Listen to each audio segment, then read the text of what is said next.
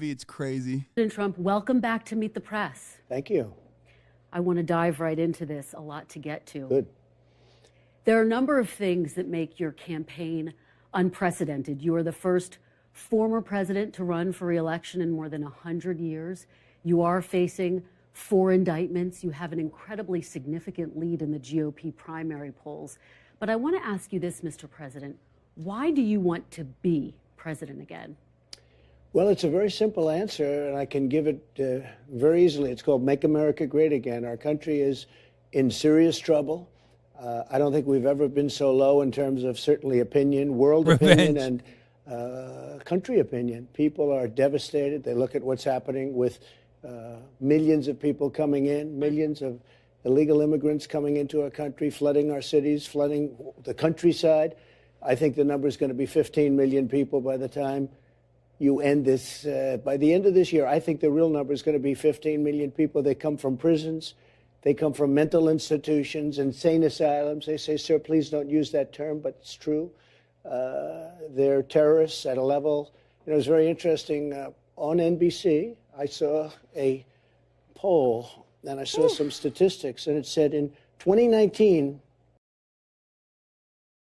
Just remember how, like, what size she was like 2-3 months ago.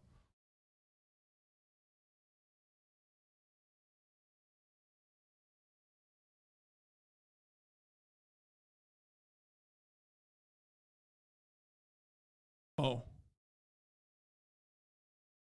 feel like that might have been a little baby earthquake. There were no terrorists. They caught no terrorists. There was nothing that they saw. There was no anything. And now, this year, it's a record number like they've never seen before. So we did a great job at the border. We did a great job with the military. We did a great job with inflation. We had essentially no inflation. We had a great economy. And we didn't have an Afghanistan disaster. We were getting out, but we were going to get out with dignity and pride, not the way they got out. That was nothing better than Donald Trump being able to just like take this position where nothing more awesome than Donald Trump being able to take the position that he is like anti-war and like he wanted to get out of Afghanistan, which is popular, while simultaneously being like, I could have done it better. It's like, no, bitch, you wouldn't have done it at all. You had the shot. You didn't do it.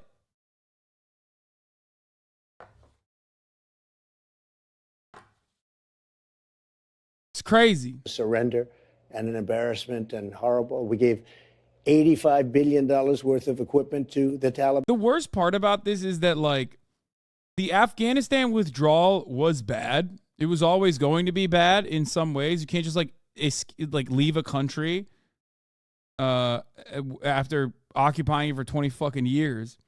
But, like, the worst aspects of why it was bad never get covered.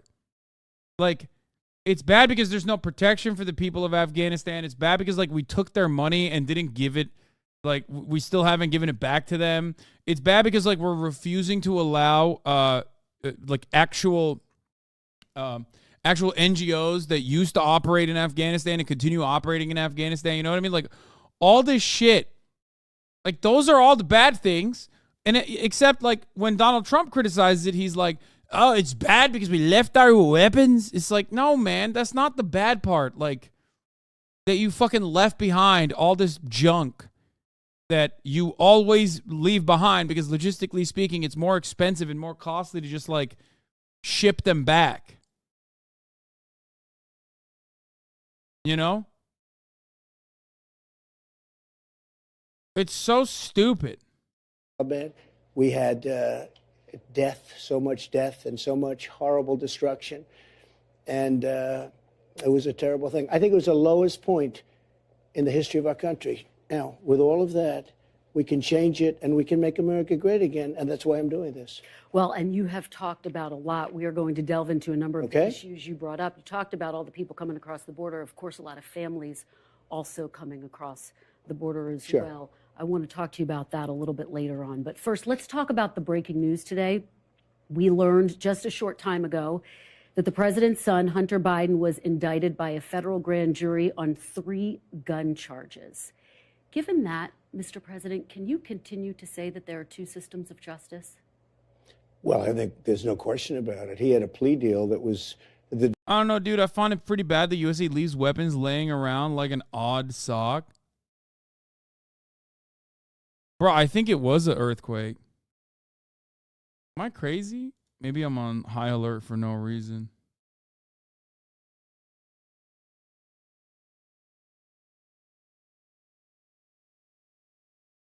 No, never mind.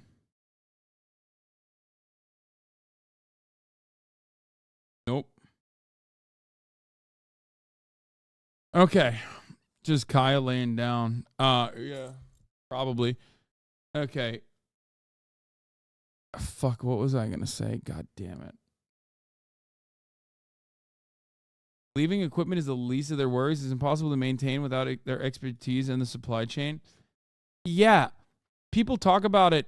People talk about leaving weapons behind, like used socks or whatever.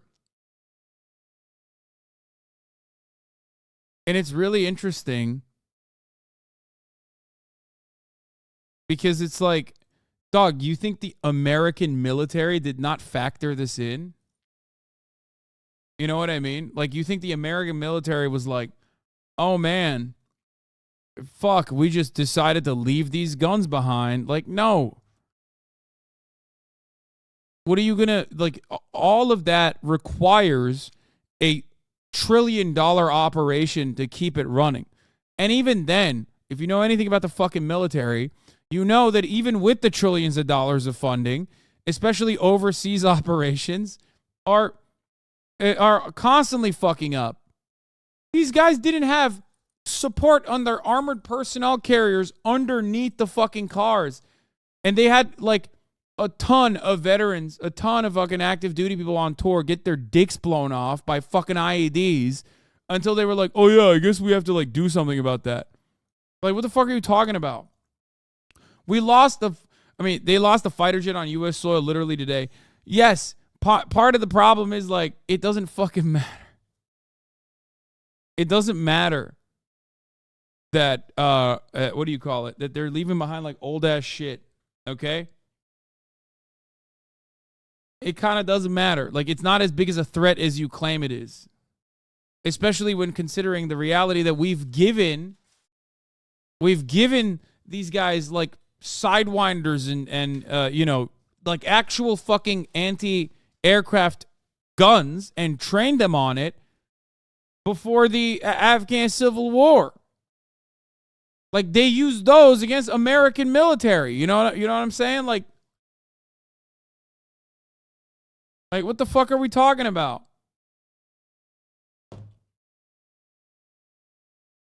It's not as big as a problem in the grand scheme of things, in the way that like Trump and others try to claim it is. I don't find it a threat to the U.S. government. It's just the more shitty anti-civilian actions. Yeah, man, it's crazy. Especially because like, you know, those guys who are anti-civilian, we train them, a lot of them, and we armed them, a lot of them. But they're not going to be able to like use the fucking attack helicopters or refuel them endlessly and like utilize it. That's my point.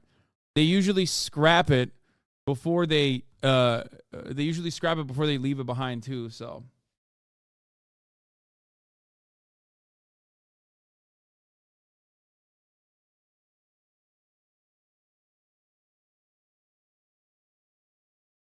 The deal of the century, the art of the deal. You could write a book on it, the art of the deal.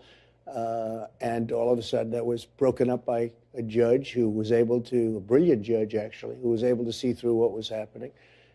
3M gave their shitty ear protection to the people in service. Hella people lost hearing, and it's a big lawsuit now. American military doesn't even give a fuck where the money goes. I agree.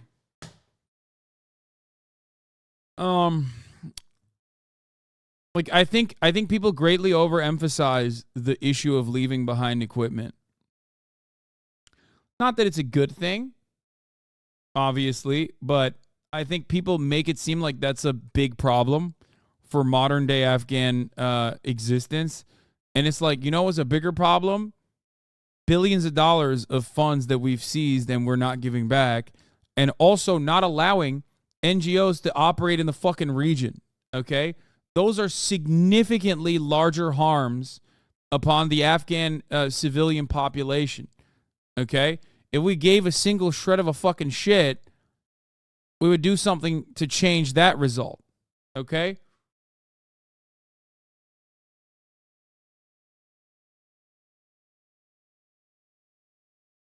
And it's a sad situation. I mean, nobody should be happy about this. I'm not happy about it. Nobody is. Yeah, they need constant maintenance of specific parts that they can't get. But still, it's just ridiculous. It's a very sad thing. It's so bad for our country.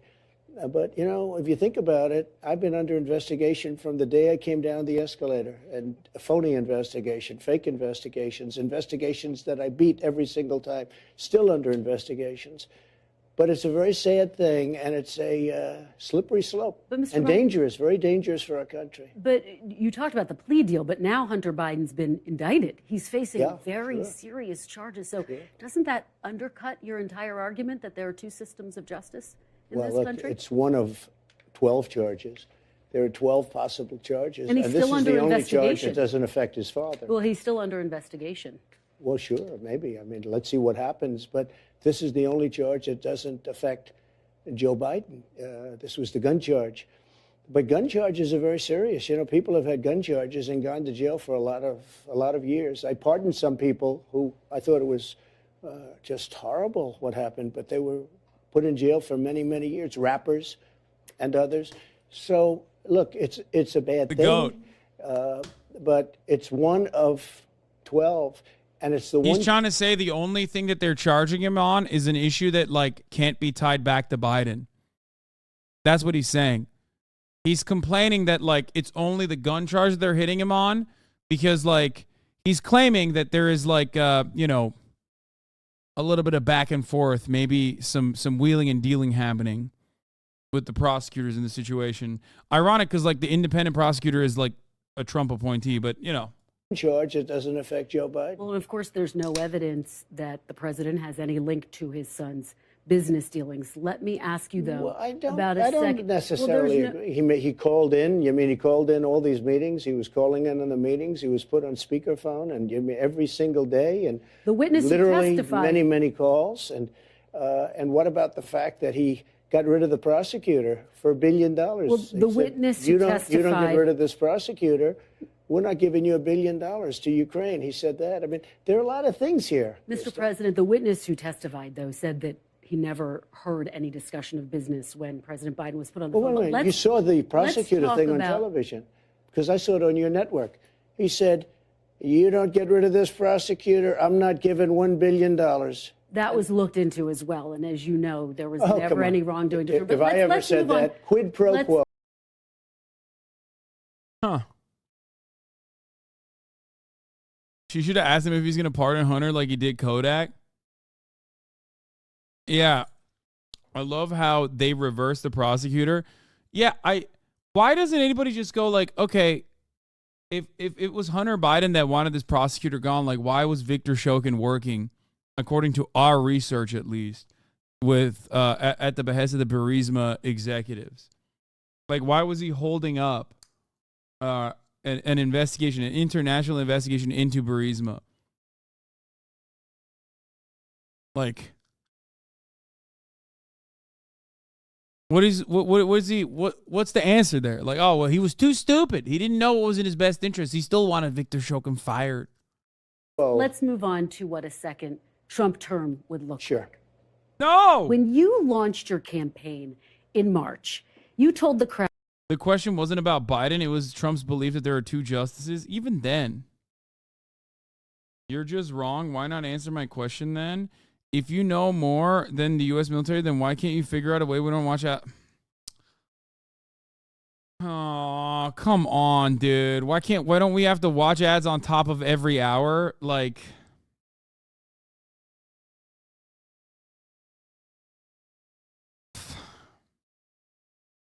I've been trying all day, literally all fucking day. It was shit. It was easy bait. It's not good bait.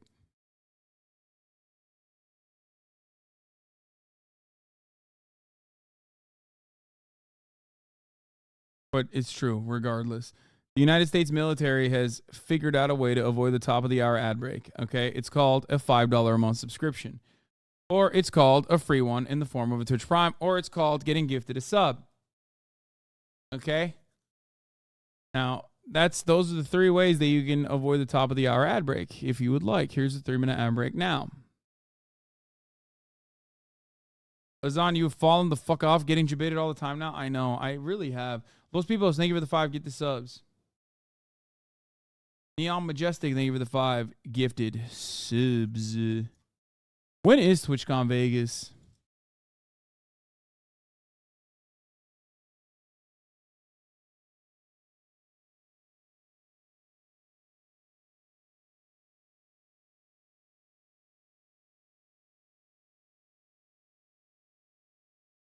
Oh, I just saw it. Okay, we're good. I will be at TwitchCon Vegas, of course. Crowd, quote, I am your retribution. What does that mean? What does that look like? I think retribution is talking in terms of I have to protect people. What they're doing to people is so horrible. My guy, I finally did it and sold my CSGO knife and got me a Steam Deck with the money. I'm very excited, and your love for it helped push me into buying it. Brother, you are going to have so much more fun with the fucking Steam Deck than you would have with the CSGO knife. I'm going to be honest with you. Horrible. They're retribution. Sorry. In March, you told the crowd, quote, I am your retribution. What does that mean? What does that look like? I think retribution is talking in terms of I have to protect people. What they're doing to people is so horrible. They're putting people in jail for long periods of time. Firemen, policemen, accountants, even lawyers. They're in prisons for years now and don't even have trials in some cases. And if you look at Antifa and other groups, practically nothing happened to them. They burned down Portland. They burned down Minneapolis. They took over Seattle. I mean, they literally took over a big chunk of the city. People died and nothing happened to them. We have to protect all people. Yeah. Trump is going to come back and Trump is going to come back and arrest everybody that he didn't get to arrest while he was president. You know, and also release all the people under his on his side. Oh God, it's so awesome, man. It's so sick. It's like literally everything is just the enemies are bad. When they do the same exact things, they're in the wrong. When my guys do it, they're in the right and need to be protected. It's pretty basic stuff.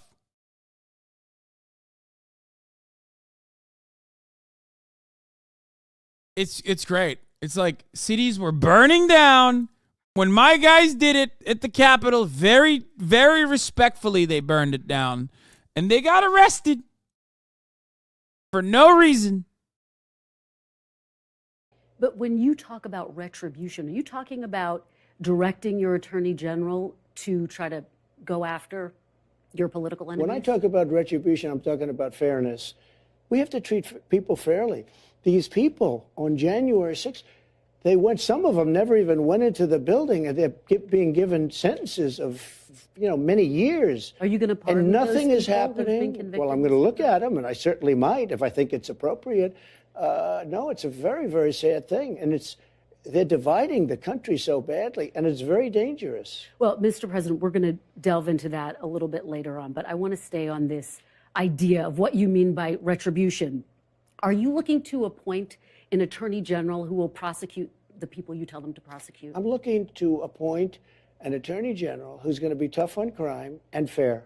Very simple. And go after your political enemies? No, I would never do that. But Biden has done that. Look, Biden, these aren't indictments against me. These are Biden indictments. This isn't God coming down and very fairly said, Joe, you spoke badly about an election. The election was rigged. There's no question about that. There's so much proof on it. Even if you go to the more modern day proof with the, they call it Twitter files, FBI and Twitter, or you take a look at the Amazon stuff or the Google stuff, or you take a look at 2000 Mules, you take a look at all of the ballot stuffing that's on tape, you take a look at the fact that the legislatures didn't approve a lot of the things that were done in the elections and they had to approve. And we could go on forever. We could go on forever. But no, I want somebody that's going to be strong, respected, tough, and fair. Just to go back to a couple of the points you said, the ballot stuffing, that's something that's been debunked. It hasn't As been you debunked.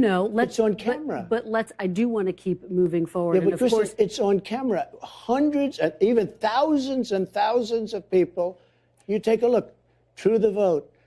Take a look. It's on camera. But Mr. President, they have you know, thousands of Republican pictures. officials But and I know, top but law Kristen, you can't say enforcement officials have they have told you that thousands that's of pictures debunked. of people. I know you have to say that for your network, but you shouldn't say it. Because that's the problem. But Mr. The President, that's news the has truth, and lost you've been such told that. power. Let's stay on track, though, Mr. President. Let's stay on track. But you're with saying this to question. me it hasn't. We have thousands of essentially motion pictures of people stuffing the ballot boxes. But, Mr. President, tens of thousands. they're not stuffing the ballot boxes, and you've been told that by your top law enforcement officials. But let's stay on track because we have so much ground to cover. You have We people that went policy ground and voted to cover, in one Mr. place, President. another place, another place. As many as I understand, 28 different places in one day with 7, 8, 9 ballots apiece. They can't do anymore because it would look too phony. These were professional people. They were stuffing the ballot boxes. It's there. Mr. I mean, President, it's there to you see. took your A lot of case people don't report, like looking at 60 it. different cases all across the country. You lost that, but let's stay on track. We because lost have because the so judges many- didn't want to hear them. Mr. President, but we have if so this many if topics this were to cover. ever before a court, we would win so easy. There is so much evidence that the election was rigged, and you may not even put the section on your show, and you'll have to decide what you want to do. But people know it was rigged. Look, the media. Mr. President, When I there's first no got evidence involved of in that. politics, As you know, there's no evidence of that. We have so many different topics. to get tremendous to. evidence. I want to talk about what a Listen, potential.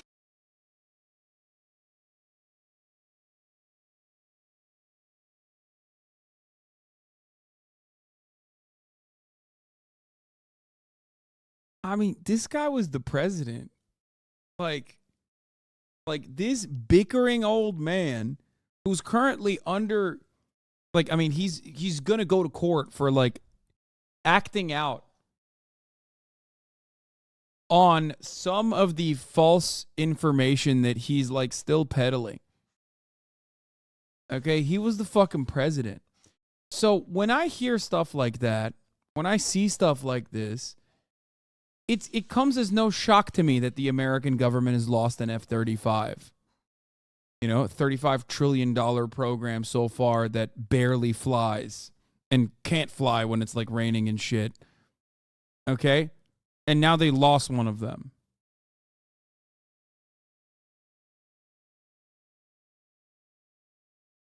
Like, what's happening, man? What the fuck's going on? Why has anyone ever let him disrespect them to their face, spit on him, and you suck his dick every day? You've been sucking his dick for years now. Shut the fuck up. Wait, we have like... Okay, I'm now realizing that we have a legitimate contingency of like liberals who think I'm pro-Trump. Like, who think I love Donald Trump.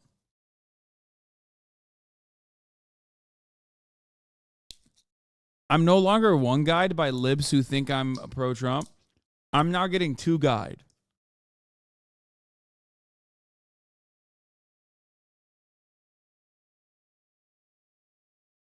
Funny thing about claiming the election was rigged is literally elitist infighting, since he's pretty much admitting the popular vote doesn't matter to shit on for shit, and someone in Washington just get to decide who can win.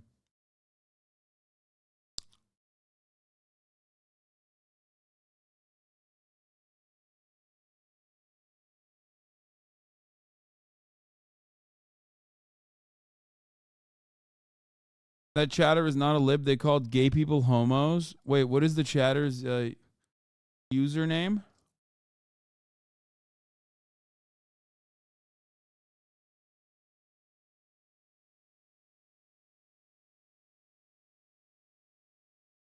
I mean, it's probably a fake account. Is it a sock account?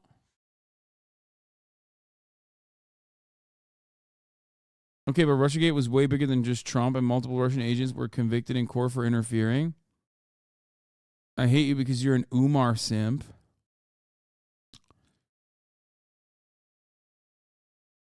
Whoever said we needed hard questions, fascists died questioning intentionally. That's true. No, I think this guy's like literally a liberal. Hasan was soft on Umar, so he's been wrong more than once. No, I think I think I know which circles this guy's coming from. Nah, he just, He thinks I'm like soft on Dr. Umar. And he thinks that I'm like pro-Trump. We'll keep him. Let's continue. Let me ask you this. Mr. You agree President. there was Twitter files, right? Mr. President, You agree there were 51 intelligence agents that lied. You agree with I'm that? not the one who's being interviewed. Let's Well, no, stay but- on track I know, because but I want to talk about that's rigging the policy, election. because that's what voters. You just talk about Trump to the point of promoting him, Lamau. It's not that you're pro-Trump. It's that his name tastes so good in your mouth you can't help say it for content. You just talk about Trump to the point of promoting him. I have said time and time again, I can't believe I'm fucking saying this. I can't believe I have to like openly like say something so stupefyingly obvious. Donald Trump is perfect when he is away from power. He's a funny poster. He's sassy. He's bitchy. He's catty. And when he's away from power, he's great. When nobody takes him seriously, or at least only takes him seriously enough to just like hear what he has to say, he's great. He's a content machine. But of course, I, as a Twitch streamer with 25,559 people in his chat, am not physically, spiritually, mentally, figuratively, literally capable of promoting the former president of the United States of America. Like it's just not, like, that's not a thing that can happen. You know what I mean? I hope you understand that.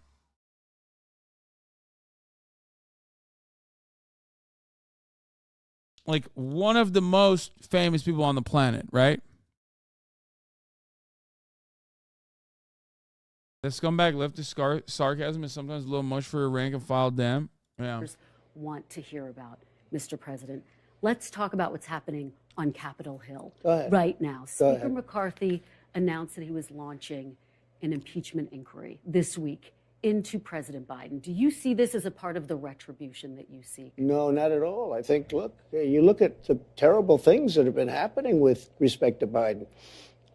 Look at everything. Jamie Comer, Jim Jordan, who are fantastic people and very legitimate people. I watched Jamie Comer just a little while ago talking about a lot of different facets of what's going on. And he was the one that said, I guess there are 12 things where it looks like it's stone cold guilty. And the gun charge is only one of the 12. He said this is the only one that doesn't implicate Joe Biden. So, but my question for you, did you talk to Speaker McCarthy about this House impeachment No, inquiry? no, Did I don't you talk to him. tell him that he should open a House No, impeachment I don't do inquiry? that. I don't think he'd do that. I mean, he wouldn't do it based on me, no. Did you Not talk to your Republican allies on Capitol Hill and say you should support this? No, I don't have to talk. They're more proactive than I am. They think it's terrible. I will say this. They think I was treated very unfairly.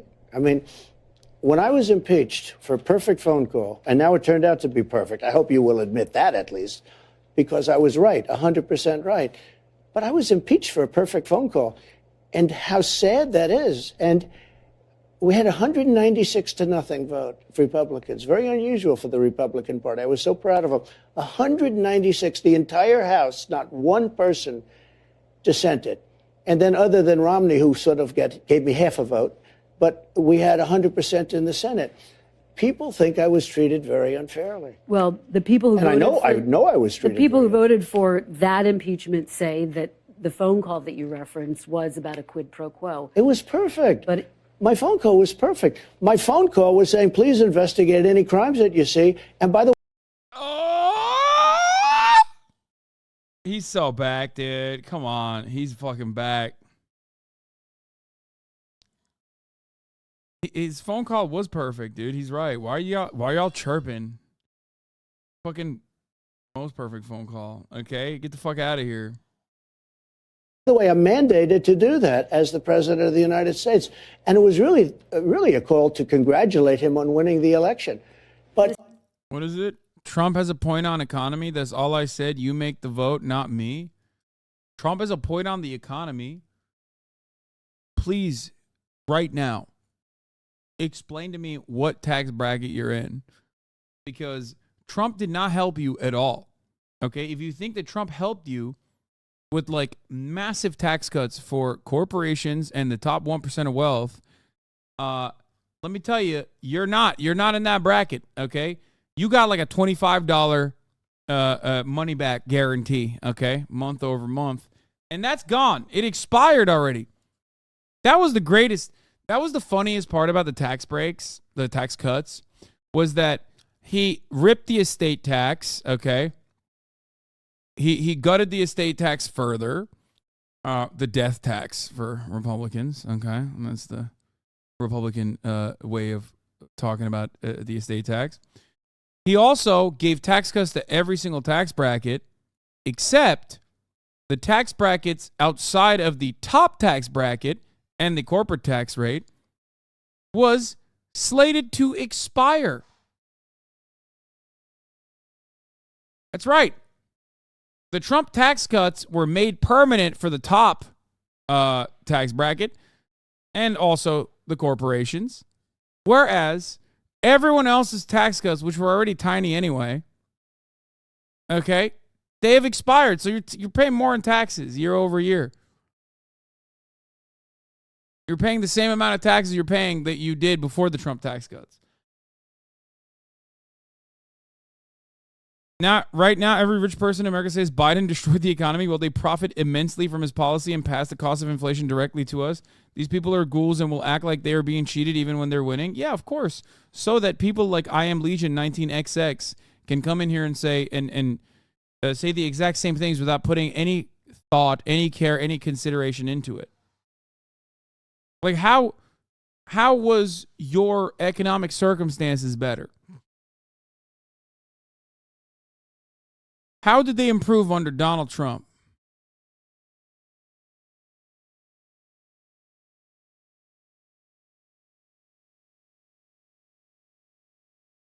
Okay, but people were better off under Trump, though. Inflation has been crazy and things are more expensive than they used to be. I know, but like people always make it seem as though there is no fucking reason for why these things happen or that they happen fucking overnight. Okay? It didn't happen overnight. Like you think Trump's policies did not play a role in inflation getting out of hand after he left the office? Like, what do you think? How do you think this works? Like, you think Joe Biden came into office and was like, I am going to hit the inflation button. And then he was like, oh, Jack, I hit the inflation button again. Why? Ah, I'm so old. And it's also not just in the United States of America, but inflation is like global, partially because, again, corporate consolidation exists in every aspect of global capitalism, okay? And a lot of the same class interest and the same class dynamic is represented in every part of our lives all around the world. During the pandemic, there were supply chain hurdles. There was demand that was, the demand stayed stable or increased for certain goods and certain services, but unfortunately the supply was diminished. But then post-pandemic, which obviously the pandemic is still around, but our lifestyles are no longer in like the lockdown pandemic era, okay? Corporations in non-planned economies, in capitalist nations, chose to keep the price points as high as possible. And it's like, it's so strange because just look at the fucking profits, man. Even if you are not of the mindset that like this is greedflation that we're experiencing, even if you think that there is a real invisible hand that's guiding the economy and that inflation is like this genuine scientific process, okay? Then take a look at the reasons as to why inflation might still be an issue as I guess payback for, not payback necessarily, but to recoup the extra profits that they could have made during the pandemic. You know?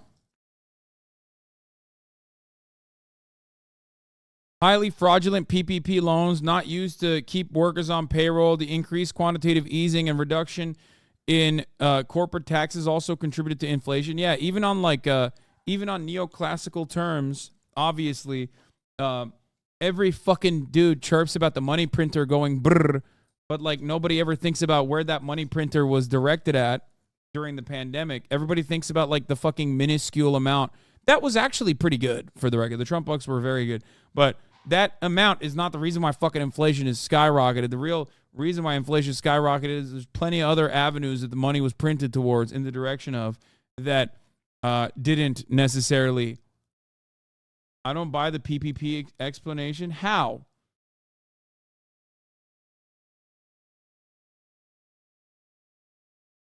The PPP loans were supposed to be given to corporations on the condition that they were there specifically so you could keep hiring your fucking workers, like you could keep them on payroll. They didn't do that. They literally didn't do that. You know what they did do though? Ended child poverty. Well, not ended it, but like dramatically tackled child poverty, which, you know, not the best thing. It's very, very bad to end it. Very good to have it. Very bad to end it. There's more money, but it's not the average person. The economy's inflated as a whole, but the usual squeeze is toughest at the bottom.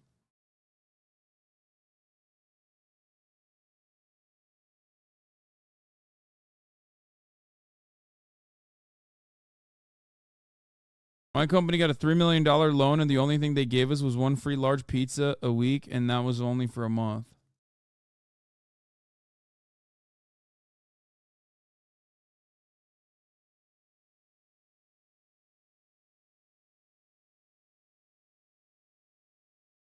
Trump is skipping the second GOP debate to speak to striking auto workers in Detroit. Oh, my God.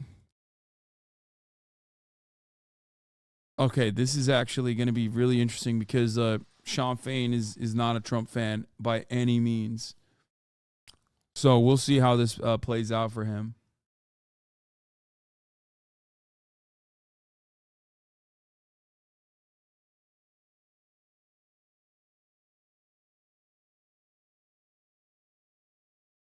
But he really needs to do a debate. I hate that he doesn't do it. It's fucking annoying.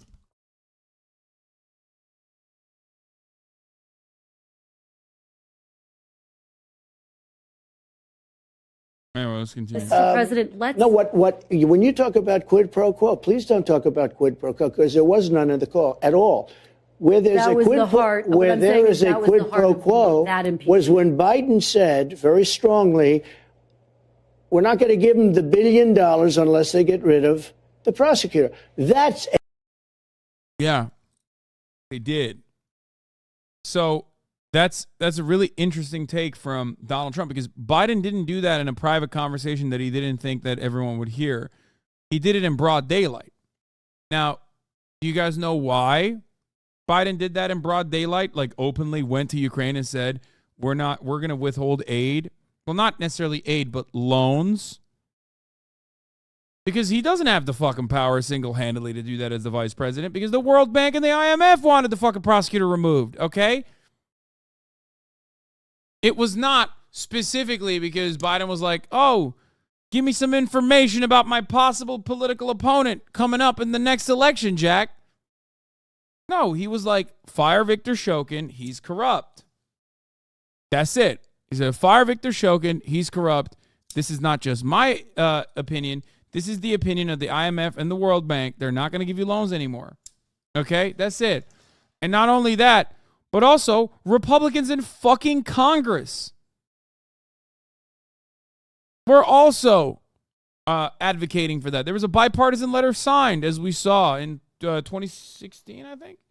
A quid pro quo. Mr. President, let me take a step back here because a lot of voters say what they want to talk about right now is your vision for the future. Sure. And I've been traveling to a lot of the early voting states, and they say that your focus on the past is a problem for them. What do you say to those voters? I have no focus on the past, except that you have to learn from history. You have to learn from the past. We had an election that was very, very terrible. It was a terrible thing for our country. And you have to learn from that. You can't forget that and just go.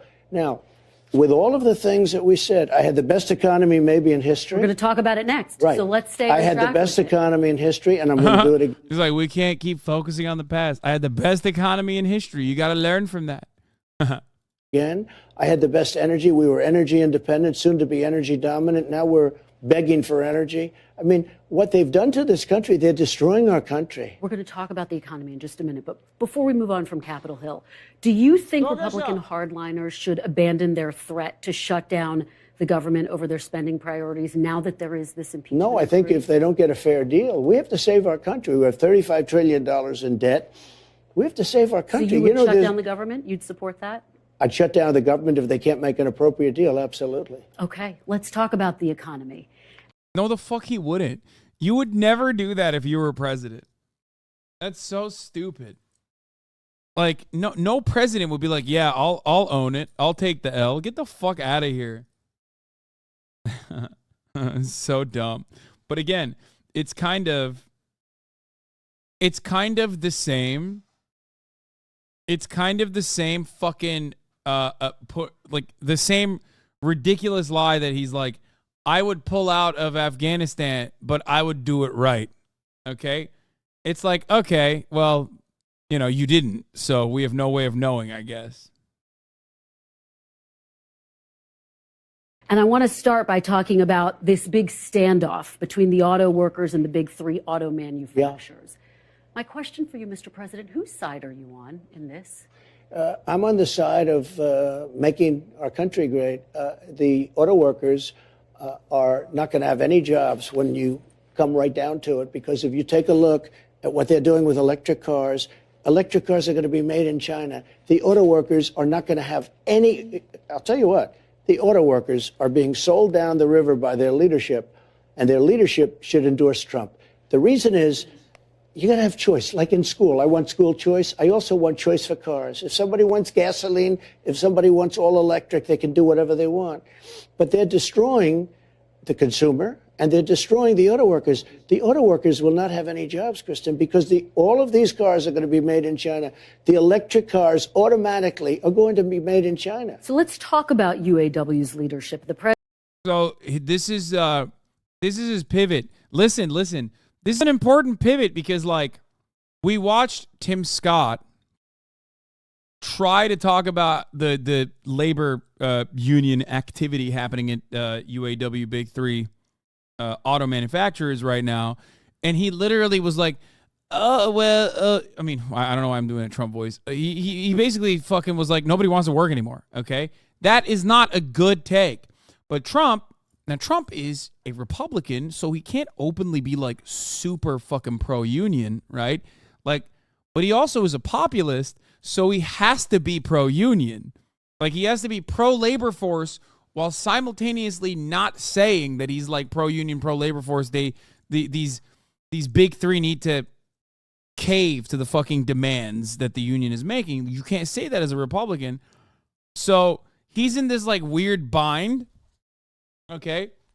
When you look at like the actual normal Republicans, they just straight up will be like, yeah, fuck these unions. Okay. Like, they're pieces of shit. That's a holdover from the old Republican, the old Republican party. I love him being like, union leadership sucks. Also, they should endorse me. But he is also not pro-labor because he mistreated all labor that worked for him. Okay, that's a given. He's a billionaire real estate developer. Donald Trump has never been pro-labor in his own personal life, in his private affairs. Donald Trump is a notorious fucker over of contractors, okay? Obviously, he doesn't like labor. He's never been pro-labor. You're the biggest fucking idiot if you think that Donald Trump has ever been pro-labor. My point is, Trump got 48% of rank and file union votes in 2020. Is that true? It's not surprising, but he said some very important things that made him. Oh my God. Rank and file union members snub Biden for Trump. And unions, especially building trade support for president remains solid despite the efforts of labor leaders to convince members otherwise. Okay, this is...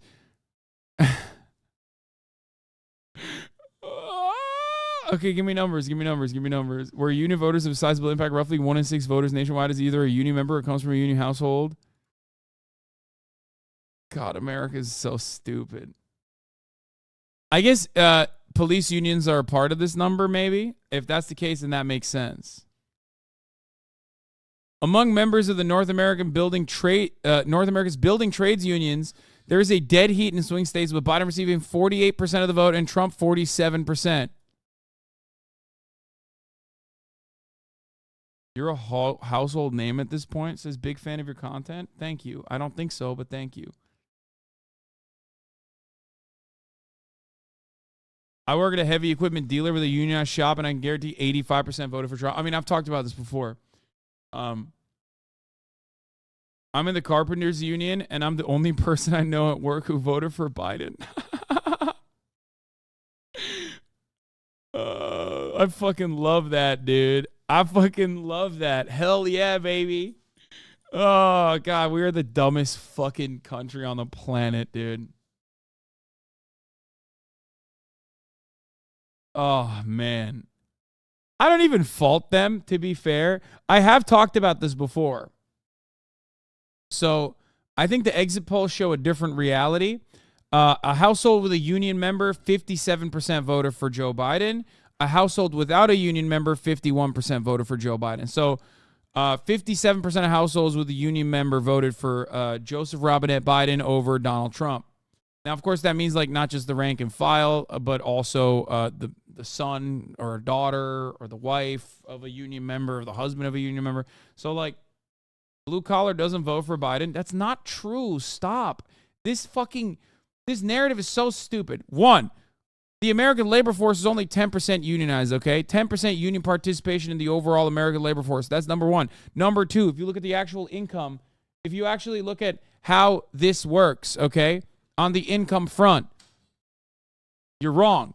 The notion that the notion that like wealthy people vote for the Democrats and like working class people vote for the Republicans is the wrong one. It's a false notion. Okay? That's not the case. Poor people still vote in the direction of the Democratic Party. Rich people still vote in the direction of the Republican Party. Okay? The fantasy that Republicans have created so successfully, okay? The fantasy that Republicans have created so successfully is this like ridiculous notion that the Republican Party is actually pro-labor, they do this like populist bullshit, and they act like they are actually in support, or they get a lot of union support or labor support from the working class. It's bullshit. That's not real. Not real. Just like the working class is not just fucking white working class people. Okay? That's just so stupid. It's dumb. The working class is very diverse because America is very diverse, okay? There's trans people in the working class. There's black people in the working class. There's women in the working class. There's gay people in the working class. It's so fucking dumb to fantasize about this mythological white guy who's working a fucking rugged-ass job, okay, in the construction yards or whatever. It's so dumb. It's made up. It's a made-up fantasy cooked up by Yale debate society perverts that literally fucking have never had any real proximity. They would spit on the construction workers if they could, okay? Like, it's literally dumbass fucking Yale graduate perverts that make up this fantasy, and every other dumbass fucking believes it. What is oh God, I know this video. This video is so fucking insane, okay? Yeah. Look at any road crew in California, mostly Latino. That, yes. Also, look at the fucking UAW picket lines, and you'll realize the black labor force has a higher union participation than the white labor force in this country. Shut the fuck up about the working class being not diverse. Okay? Just remember that. Whenever, like, because, like, there used to be this old, antiquated talking point about how, like, labor unions are racist. And, yeah, there was a certain point in time when they were. Except now, the black union, the union participation amongst the black labor force is higher, okay, than union participation in the white labor force. Explain this. That's just me LARPing as a worker.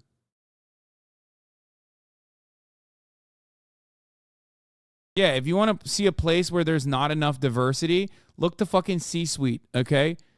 The boards and the executives, infinitely less diverse than the actual fucking labor force. Anyway. Oh. Me when I get my first $400 vintage Carhartt jacket? Yeah. President Sean Fain has withheld his endorsement of President Biden, but this is what he had to say about you. Quote, another Donald Trump presidency would be a disaster. How would you win that endorsement? Well, if that's the case, I probably won't win his. I don't know the gentleman, but I know his name very well. And I think he's not doing a good job in representing his union, because he's not going to have a union in 3 years from now. Those jobs are all going to be gone because all of those electric. See, that's literally fucking, it's over. It's Jover. Okay? Yeah, go ahead. Play this line in any fucking Michigan shop, dude. Get the fuck out of here, okay? Leftist like Shabby Shab said labor unions are racist. Oh, you mean Ben Shapiro. Woo! I didn't even see this part. Cars are going to be made in China. That's what's happening. Number one. Number two, the electric cars are much more expensive and they don't go far enough. So if somebody wants to take a little bit of a long, just like the trucks, if somebody wants to take a little bit of a long ride, let's go to Maine or let's go to Kentucky from New York. You can't do it. I mean, you have to stop all the time. They don't go far enough. They're very expensive. They have a lot of drawbacks. Now, with that being said, some people are going to want them. Some people are going to travel. No, I think they mean RBN, Sabby Sabs. I have no idea who the fuck short that distances. What they're doing with our trucking industry is a disaster because they want all electric trucks. And a truck on with a large tank, large gasoline or diesel capacity can go up to 2,000 miles. An electric truck goes 300 miles. So what are these guys going to do? They're going to stop every 300 miles and recharge their truck and spend 3 hours? Let's move on and talk about another big picture issue when it comes to the economy. The issue of interest rates, inflation, something that you've talked a lot about. Yeah. The Federal Reserve is obviously independent, but I wonder, Mr. President, if you are re-elected, would you direct your Federal Reserve chair to lower interest rates? Well, you know that I put a lot of pressure on him. It was outside pressure because nobody knows whether or not you can really do that, but I did because I thought his interest rates were too high, and he ultimately dropped his interest rates. The same gentleman, as you know. But it was a lot of pressure. I mean, I was very active on that. Right now, interest rates are very high. They're too high. People can't buy homes. They can't do anything. I mean, they can't borrow money. The banks don't have the money. The banks aren't lending the money. The banks, by the way, Chase Manhattan Bank, Bank of America, they discriminate against conservatives. It's a disgrace, and they the real banking discrimination is happening against conservatives, okay? Yeah. Not black people, not the Latin population. shouldn't be allowed to, and I'm going to do something about that. But you take a look at banks throughout the country, and I think because of the regulators. One thing that I love, that I wish the Democrats would do more of, is like, just say you're going to do government intervention. Like, this is something that you have to recognize with Donald Trump. He says he is going to do government intervention. Yeah, too, Mom. İki bir tane de küçük at peki. Trump openly fucking says all the time that he is just going to do government intervention. Now, is he going to actually do it? Fuck no. Of course he's not going to do it. Ron DeSantis, on the other hand, is too stupid to realize that you're not supposed to use government intervention to actually, you know, hurt the bottom line of corporations, because America is supposed to be pro-corporations. But, like, he does such a good job of just saying he's going to do it. Like, it's great. It's great. Like, yeah, I'm going to go after banks. I'm going to regulate banks. Oh, so sick. It's so sick. I'm going to go after the banks because they're discriminating against conservatives, okay? It's awesome. Why doesn't Brandon do it? I wish Brandon would do it. I wish Brandon would actually do it, for the record. I wish he would actually regulate. But you take a look at Bank of America and Chase, they discriminate against conservatives. What's and the Republicans. evidence for that, Mr. President? Oh, we'll give you plenty of evidence. Okay, all right. Well, let's stay on track with this question. He said, we'll give you plenty of evidence to that. That means, in Trump terms, that means no evidence, okay? So just to be very clear, if you were reelected, would you direct your Fed chair to lower interest rates? It depends. It depends. You Depends might. where inflation is. But I would get inflation down because drill we must. We will be drilling for oil. We are going to become, again, energy independent. We are going to reduce our debt because we're also going to become energy dominant. You know, we were ready to go dominant within a matter of months. We would have been making so much money. We have more oil, I call it liquid gold, under our feet than any other country, Saudi Arabia, Russia. And there's no country with more, and it's sweet. It's the finest. We have the best. You know, we're taking it from Venezuela. You know what it is? Tar. It's the worst. Mr. President, are you going to appoint a new Fed chair if you're reelected? Well, Actual truth about oil. I mean, the best is Saudi liquid gold. Like, I don't think America's like crude oil is as good as Saudi Arabia. That's like kind of the reason why we love Saudi Arabia, don't we, folks?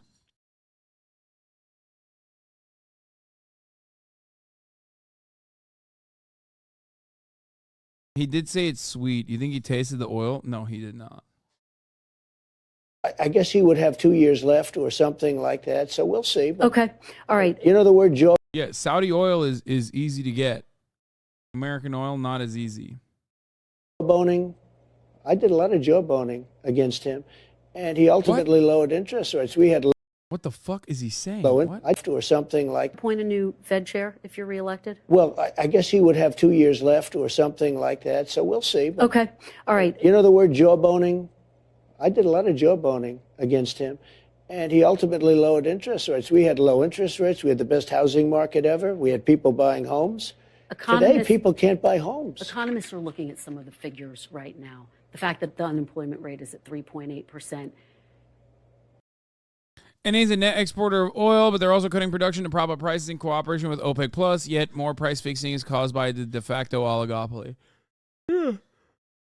I mean, Brandon couldn't even get them to fucking increase oil output, like oil production, during the OPEC situation as a way to counter against like OPEC, the cartel. And they say it looks like the U.S. may not dip into a recession. What do you make of that assessment? Oh, I don't know. Yeah, people are going to, they say that, and then you end up in a depression. They say you're going to do great. You end up bad. You say, and the opposite. Most of them don't know what they're doing. It's a touch. It's a feel.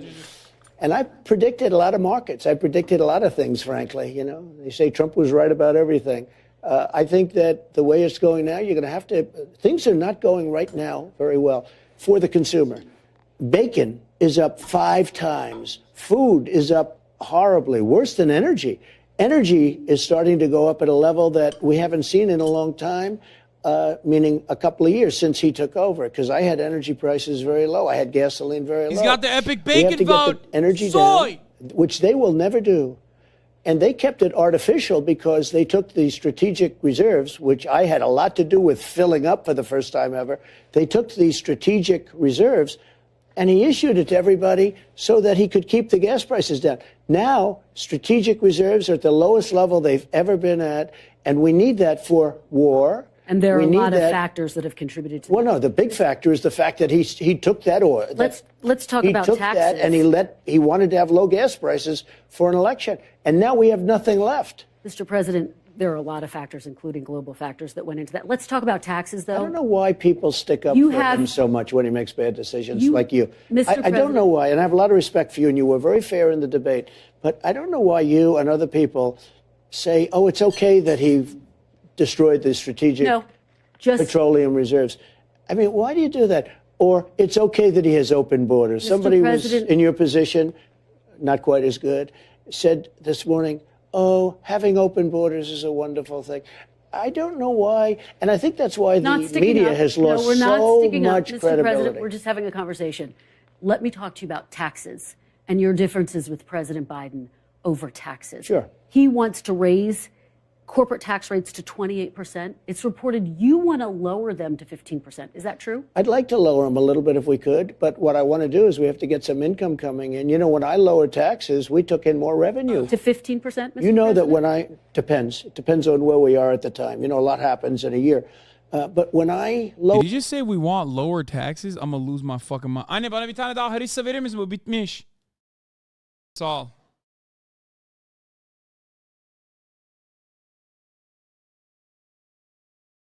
Yeah, what are we doing here, man? Even lower taxes? Fuck it. Let's see how low we can go all the way to the floor.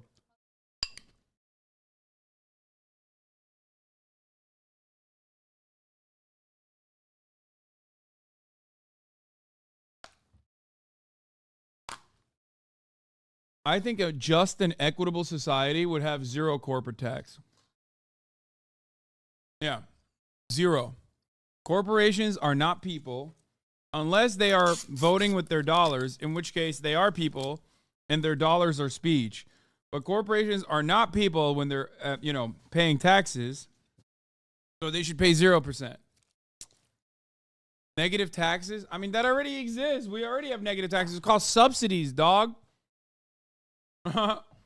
Lower taxes. I cut taxes tremendously, created tremendous jobs. But more importantly, we had more revenue with lower taxes than we did with higher taxes. You also added $8 trillion to the national debt. Your GOP challenger, Nikki Haley, made that point, saying, quote, the truth is that Biden didn't do this to us. Republicans did this to us. Does she have a point? We had a thing happen to us. We had the greatest economy in history, and then we got hit with COVID.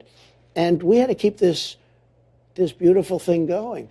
And if I didn't do that, if we didn't put some money in, nobody knew what COVID was.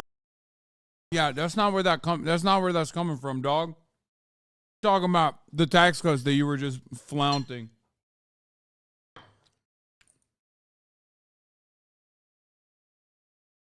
The other side of it is not the problem here. Because remember, this was a new thing that came in. Somebody said it's dust coming in from China.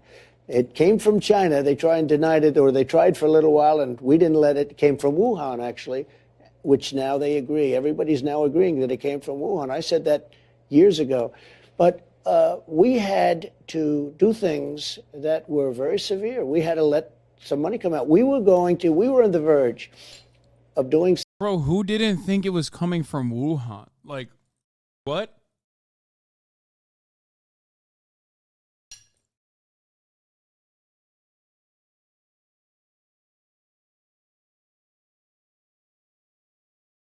It's like, what the fuck is he saying?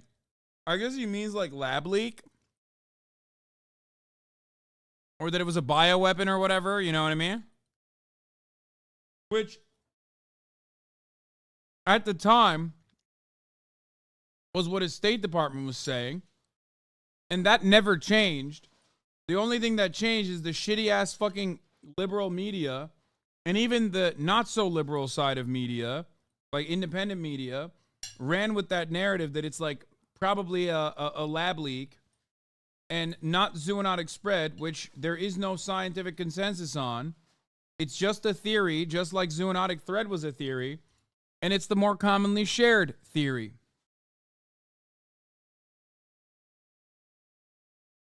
Just want to point that out for all the fucking lab leak enjoyers in the chat. Well, because I'm a China shill and a simp, I must be protecting them. You know what I mean?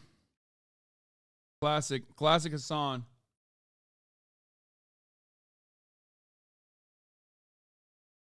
Being a China simp again. Something that was amazing. We were going to have energy at a level bigger than Russia and Saudi Arabia combined. That energy was going to be sold to Europe and all other places. The prices would have come down. We were going to make a fortune, and we were going to start paying off debt.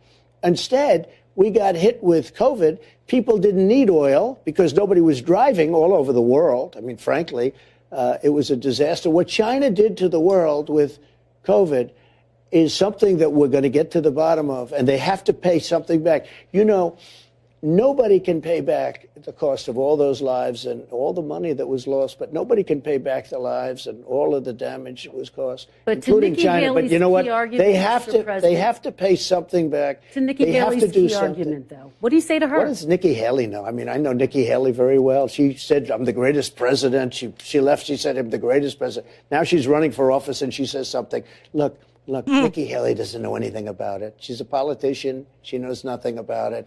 Very nice woman. Some people like that, I would say. But she left office. She said very strongly, I will never. What does Nikki Haley know? He was a great president. And then in some cases said the greatest president of my lifetime. In one case said the greatest president ever. Now she's running. Nikki Haley has nothing to do with this. We were going to make a fortune off our energy. We were going to send the energy to Europe. Europe was going to pay us tremendous amounts of money. And I'll tell you, you would have never had the Ukraine monster at all. It would have never happened. Russia would have never got, just by sheer force of personality. But beyond personality, what happened is when oil hit $100 a barrel, and by the way, it's right there right now again, Putin makes a fortune on this war. You know, everybody said, oh, he can't afford it. If Biden allowed my policies to stay in place, oil would right now be at $40 a barrel, and Putin wouldn't be able to afford the war. We are going to get to the war in Ukraine. But first, I do want to talk about the issue of abortion, which is important to a lot of voters all across the country. Just this week, women in Idaho and Tennessee, I don't know if you saw this, filed suit against their state saying their lives were put at risk after they were denied abortion services because their state's restrictive laws put in place after Roe was overturned. So my question for you, Mr. President, is how is it acceptable in America that women's lives are at risk, doctors are being forced to turn away patients in need, or risk breaking the law? Ready? A little bit of a long answer. I hope you have time. I hope you have time. Okay. I'm here for as long as you have. Roe v. Wade. For 52 years, people, including Democrats, wanted it to go back to states so that states could make the right. Roe v. Wade, I'm going to die. Democrats wanted to overturn Roe v. Wade to allow states to make decisions on abortion is the best. Oh, I love that. God, that's such a stupid argument. It's such a big bind for Donald Trump. Like, there's nothing he can do in this situation.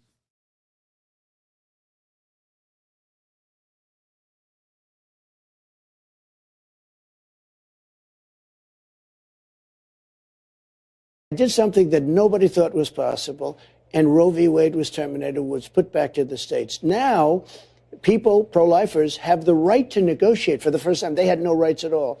Because the radical people on this are really the people, the Democrats, that say after 5 months, 6 months... Wait, I don't get it. So are you saying you made it easy? Wait, even that doesn't make sense. Because now he's saying he gave Democrats the power to fucking make abortion like totally permissible at 9 months and change. He's like, you know, Democrats wanted abortion at 10 months, folks. They wanted abortion after birth. I gave it to them. That's what they wanted. Believe me. 7 months, 8 months, 9 months, and even after birth, you're allowed to terminate the baby. Democrats aren't saying that. I just have to. Democrats are not saying that. Of course That's they do. Not true. You have a Virginia governor, previous governor, who said after the baby is born, you will make a determination, and if you want, you will kill that baby. The baby is now born. Democrats writ large are not talking about that. Only 1% of late-term abortions happen always in the state of They are crisis. the radical people because nobody wants to see abortion after 5 months and 6 months and 7 months. And now it's going to, it gave people that believe. No, that's poor showing. That's poor showmanship from MSNBC.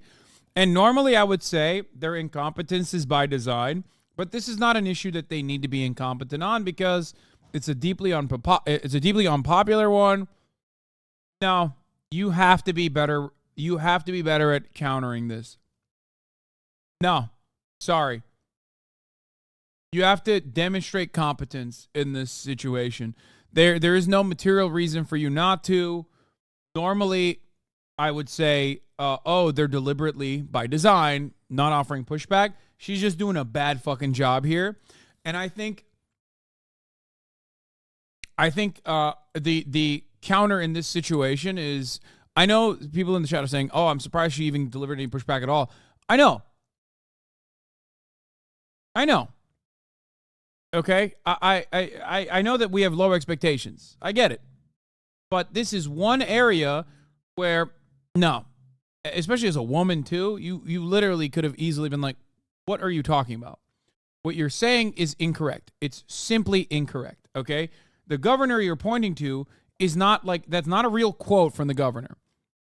Infanticide, like murdering a child, is what you're describing. It's illegal in every state of the United States of America. Okay? You have to be very clear. She was like, oh, that's only 1%, and it only happens where there's like issues, health complications. It's like, no, be clear. That quote is not real. It's not a real quote. You're just lying. You're lying right now. You Weasley little liar.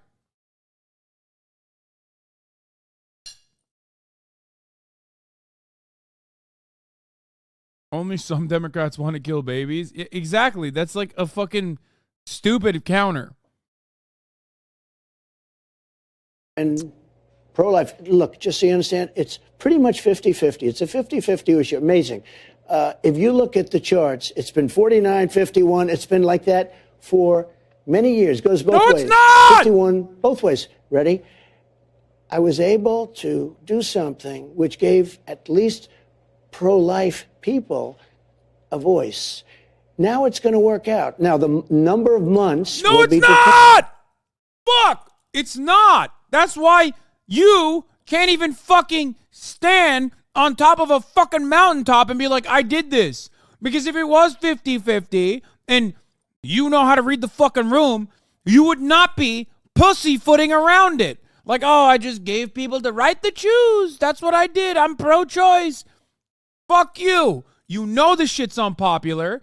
You fucking know it. That's why you're trying to triangulate around it. Because on the one hand, you want to fucking claim ownership over this thing, but you, just like everybody else that, follows this shit, recognizes the pain that it fucking caused for a tiny, minuscule percentage of the Republican voter base. Bullshit. Bull fucking shit. I hate that she's not saying that, though. 50-50 my ass. Suck my fucking cock. Are you out of your fucking mind? 50-50 what? This issue has never been 50-50. It's not even 50-50 in red states, okay? Republicans get abortions too. If it was 50-50, Trump would be fucking literally taking his dick out and waving it, okay? And he wouldn't even... I hate the media so much. I hate the media more than I hate Donald Trump in this regard because they are the fucking demon, pedophile, vampire, interdimensional pieces of shit that have continued this it's a contentious debate narrative when there's no contention. None whatsoever. Fuck you. It's so fucking annoying. You watch NPR, you watch the New York Times, they're always like, we asked the Family Crisis Pregnancy Kidnapping Center of Mormons what they think. Here is a guy who makes $250,000 representing the Pro-Pedophilia Only for Catholicism Institute. And it's like, why? Why are you asking him this? His job is to go on NPR and act like this is a divisive issue when it's not a fucking divisive issue. Fuck you. Suck my fucking cock. There is not a single fucking place in the United States of America where being anti-abortion is a popular fucking idea. It's not the case. They're fucking lying. Jesus Christ, dude. It's like the most deliberate form of propaganda, the endless need to make it seem like this is a divisive issue when it's not a divisive issue.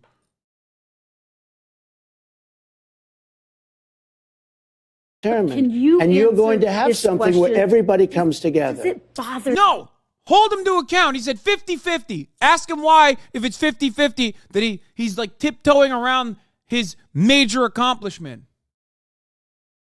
Fucking hell, dude. Hey, fuck this. That women say their lives are being put at risk. Do you feel you bear any responsibility? Because as you say, you are responsible. What's going to happen, this is an issue that's been going on for a long time, and it's a very polarizing issue. Because of what's been done and because of the fact we brought it back to the states, we're going to have people come together on this issue. They're going to determine the time because nobody wants to see 5, 6, 7, 8, 9 months. Nobody wants to see abortions when you have a baby in the womb. I said with Hillary Clinton when we had the debate, I made a statement. Yeah. Rip the baby. Exactly. Exactly. Nobody wants to see abortions is the real fucking take, okay? If abortion is murder, murder is murder. There is no like, oh, well, it's murder only after 5 months or whatever. Fuck you. 90% of abortions happen at the first trimester, okay? They happen at the first trimester in every fucking state. It happens at the first goddamn trimester. Suck my fucking cock. You made it literally illegal. You allowed states to decriminalize abortion. And by the way, not only did states you allowed states to criminalize abortion, sorry. Not only did they do that, but also in states where it was put on the ballot, like in fucking Kentucky, okay, the people overwhelmingly voted in support of abortion access. And yet, Daniel Cameron, Mitch McConnell's very own attorney general, still chose to prosecute abortions as though it's criminal. It's fucking insane. It happened in Kansas. It happened in Kentucky. It happened all around the fucking country. Because Americans are pro allowing people the right to choose, okay? It's bullshit, dude. No, it's fucking bullshit. Be out of the womb in the 9th month. You're allowed to do that, and you shouldn't be allowed to do that. Again, no one is again, arguing listen, for that. That's look, not a part of anyone's platform, Mr. The President. Democrats are able to kill the baby after birth. Let me talk to you. Nobody wants that. Democrats don't want that So either. we're going to come together. I want to know what you... I want to do a post-birth version on someone that is, you know. Anyway, I'm not going to say anything further. Okay, I'm back in it. Now I can't even fucking laugh at Donald Trump. I'm so pissed off.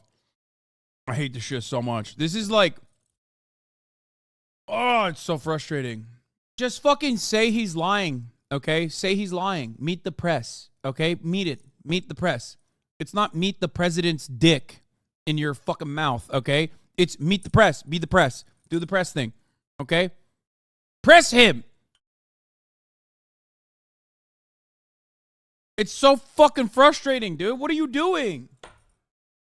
I hate it. This is so unimaginably nutty because it's such a black and white issue in a sea of contradictions where there is never something so clear cut.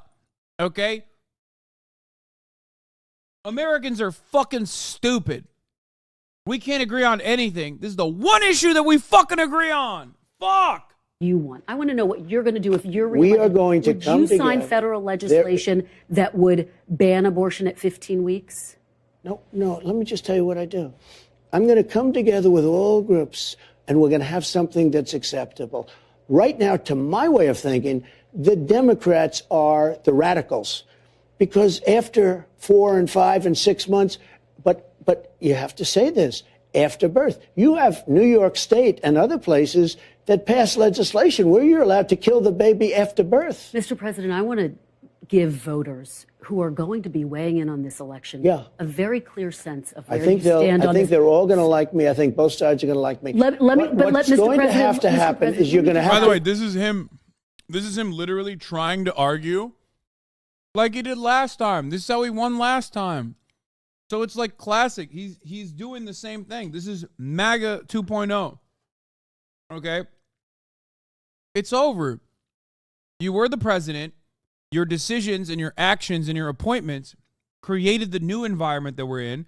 And he's still like, oh no, Democrats want to kill the baby. They want to kill the baby. They want to kill the baby. It's like, dog, we moved beyond that. We're doing ectopic pregnancies or killing the fucking carrier, okay? That's where we're at.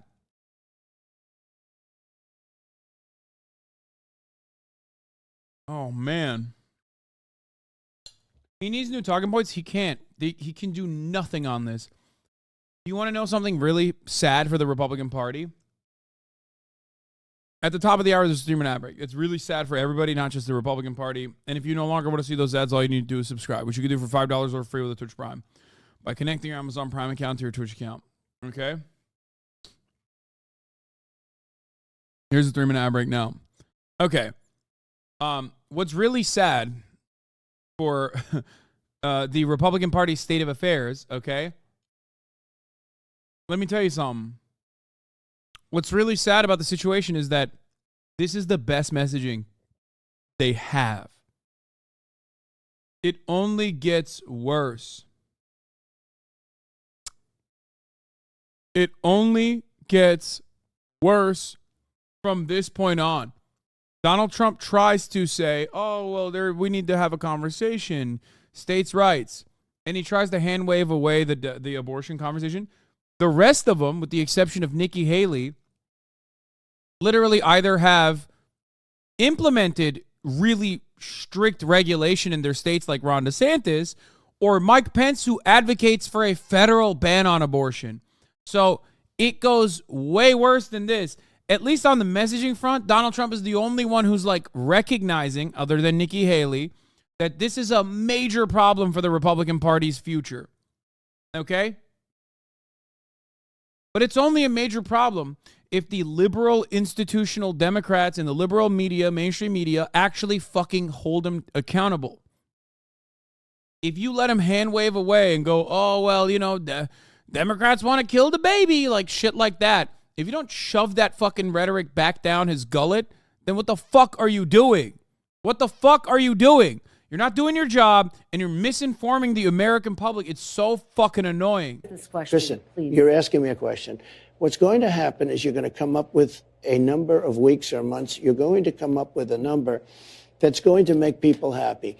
Because 92% of the Democrats don't want to see abortion after a certain period of time. If a federal ban landed on your desk, if you were reelected, would you sign it at 15 Are you weeks? talking about a complete ban? A ban at 15 weeks? Well, people are starting to think of 15 weeks. That seems to be a number that people are talking about right now. Would you sign that? I would sit down with both sides and I'd negotiate something, and we'll end up with peace on that issue for the first time in 52 years.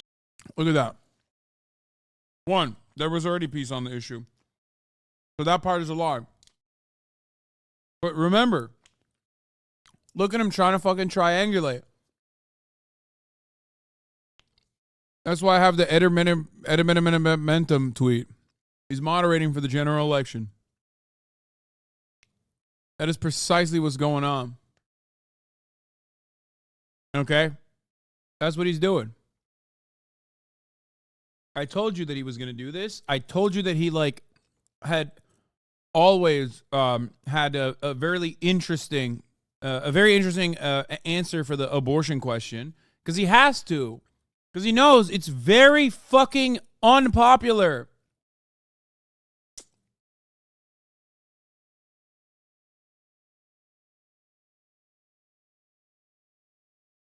Because, as Jimberly Esquire is correctly pointing out, abortions are health care. Abortions keep women from dying. Abortions keep fetuses from suffering. Abortions keep mothers from having to watch a baby die in their arms. It is fucking insane that this is not seen as like a medical necessity or a medical procedure that women should be able to get when they need to, when they choose to do so, and instead a hot button political conversation. It's so fucking dumb. And not only is it so fucking dumb that in spite of the media's like deliberate attempts at trying to turn this into a divisive issue, it's not. Republican women get abortions. It's not. It's not divisive. Because if it was a fucking democratically voted on process, all of these fucking ballot measures would not be unironically driving more people out to go out and vote in special elections, dog. Like, people hate voting in America. They don't believe in their fucking government. The one time they vote is to literally defend their fucking civil liberties.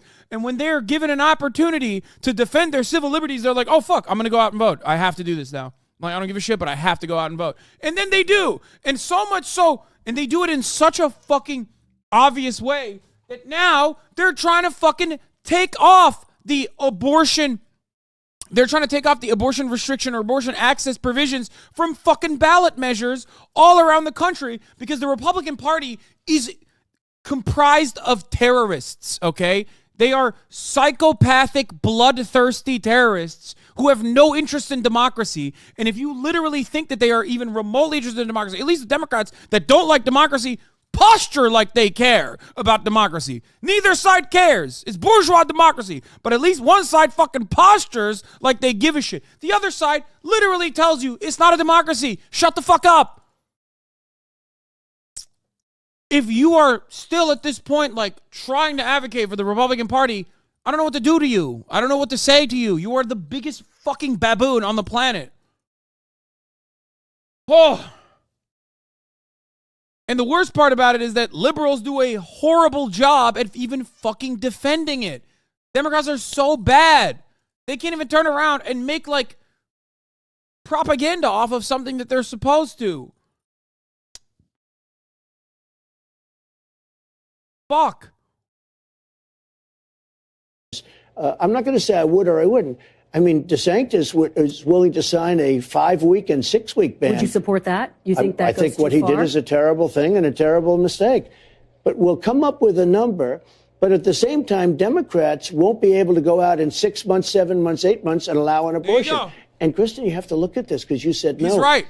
You have some states. He's right. He said what DeSantis is a terrible job. Now that's great because on the one hand, he can say that now because it gets the shit on Ron DeSantis.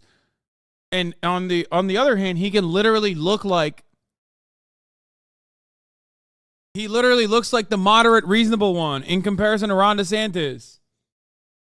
States that are allowed to kill the child after birth, and you can't allow that. But, Mr. President, again, no one is calling for a child to be killed after birth. No one's calling for that. But you to have be allowed. legislation. But let me just ask Kristen, you. you have legislation in certain states where it's allowed. Mr. President. The governor of Virginia, previous governor. It's illegal in every state. It's illegal in every state. It's illegal in every state. It's bullshit. It is illegal in every state. It's called murder and it's illegal. He's not right. This is not a correct statement.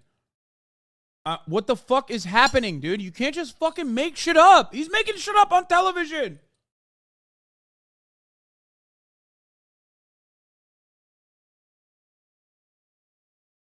No, it's not. The governor thing was also fucking bullshit, okay? The governor VA story is also bullshit. It was a meme because America is that fucking stupid. A meme misquotes Virginia Governor Ralph Northam on a proposed abortion bill that aims to address non-viable pregnancies and severe fetal abnormalities. Northam, a pediatric neurologist, supports the bill, but the meme falsely implies he condones infanticide.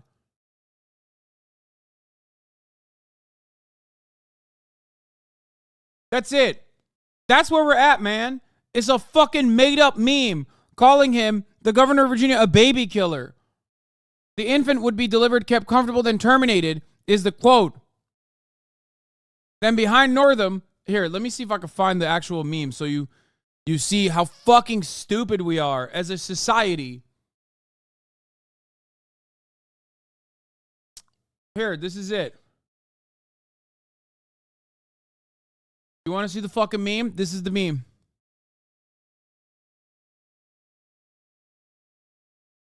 That's where this started. In a radio interview on January 30th, 2019, Northam was questioned on his views regarding the bill. The governor was interviewed after comments made by Virginia delegate Kathy Tran on the bill's sponsor went viral online. Northam was asked to respond to Tran on the bill on the Virginia radio station. When we talk about third trimester abortions, it's done in cases where there may be severe deformities. There may be a fetus that is non-viable, Northam said. If a mother is in labor, I can tell you exactly what would happen. The infant would be delivered. The infant would be kept comfortable. The infant would be resuscitated if that's what the mother and the family desired. And then a discussion would ensue between the physicians and the mother. Mother, what am I doing? I'm fucking turning into Irish. This is a non-viable fetus, okay?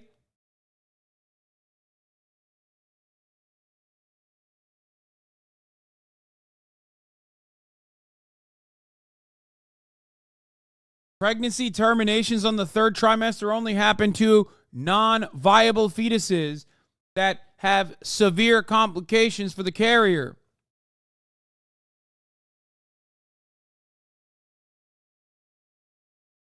What he's describing is what the current medical process is for a non-viable fetus. That's it. But once again, Americans are so fucking stupid that we turn around and we look at a medical process and someone describes it with gruesome terms, because that's what medicine really is. In a lot of instances, medicine is gruesome if you describe it. Okay? Describe to someone how open heart surgery works, and like these goddamn idiots would fucking want to ban that too. Okay? Like, imagine you're breaking through someone's rib cage. You're cutting their skin. You're moving their fucking fat around. You're breaking their goddamn rib cage, okay? Specifically so you can arrive at their fucking heart, which you are going to make careful incisions with, okay? Inside of. Like, think about that. We're mutilating somebody like that, right? Yeah, it's gross. It's gross. If society operated on the boundaries of what the dumbest person thinks is gross and scary, we would have no fucking medicine.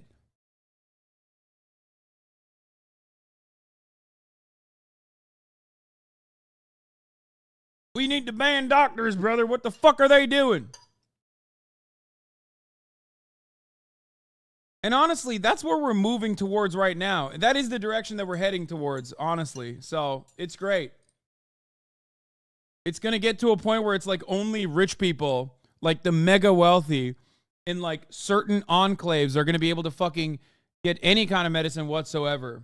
Now, we're already there with paywalling healthcare, obviously, but like they're going to make it illegal. If you're a working class person, it's illegal for you to even see a doctor, okay?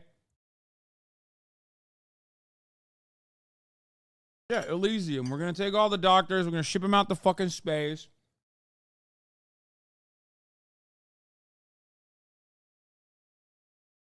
And you can't have any.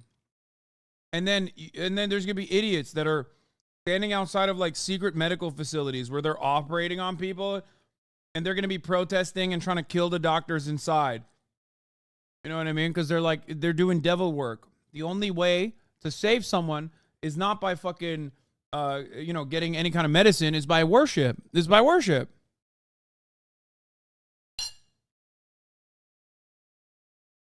Who was a whack job. I call him the Michael Jackson governor. No one's talking about that governor, as part of their platform. I want to know what that governor said you can kill the baby after birth. But, Mr. President, this is about what you would do if you were reelected. As you know, you upset We will agree to a number. Yeah, if he's a fucking pediatric surgeon, by the way. I didn't know that. He's a pediatric neurologist. Trump should be like, well, he's a pediatric neurologist. He's touched baby dicks. Arrest them. You know what they're doing, folks, in pediatric surgery? They're touching your children. That's right. Think about it. He's opening up and mutilating your child. He's mutilating your child in the brain, directly going into his brain and changing his thoughts. Your naked child, he's touching him.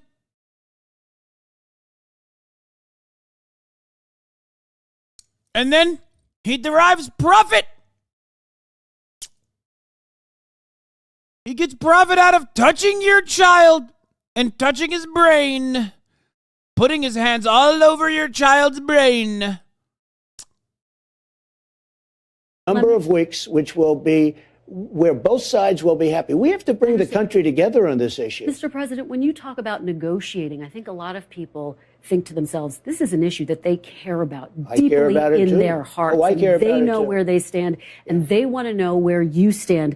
As you know, some anti-abortion groups are really looking for some clarity from you. So let me just ask you to put a fine point on this. Should the federal government impose any abortion restrictions, or should it be completely left up to the states? No, I don't think you should be allowed to have abortions well into a pregnancy. But what about the question I just asked you? No, we're going to agree to a number of weeks or months or however you want to define it. And both sides are going to come together, and both sides, and this is a big statement, both sides will come together, and for the first time in 52 years, you'll have an issue that we can put behind us. At the federal level? Bro, that's such a crazy take, because it's like, if this was such a contentious issue where there are two different sides of this debate, then like Amy Covid Barrett wouldn't have had to lie in a congressional hearing. And Brett Kavanaugh wouldn't have had to lie in a congressional hearing that they will not overturn Roe v. Wade.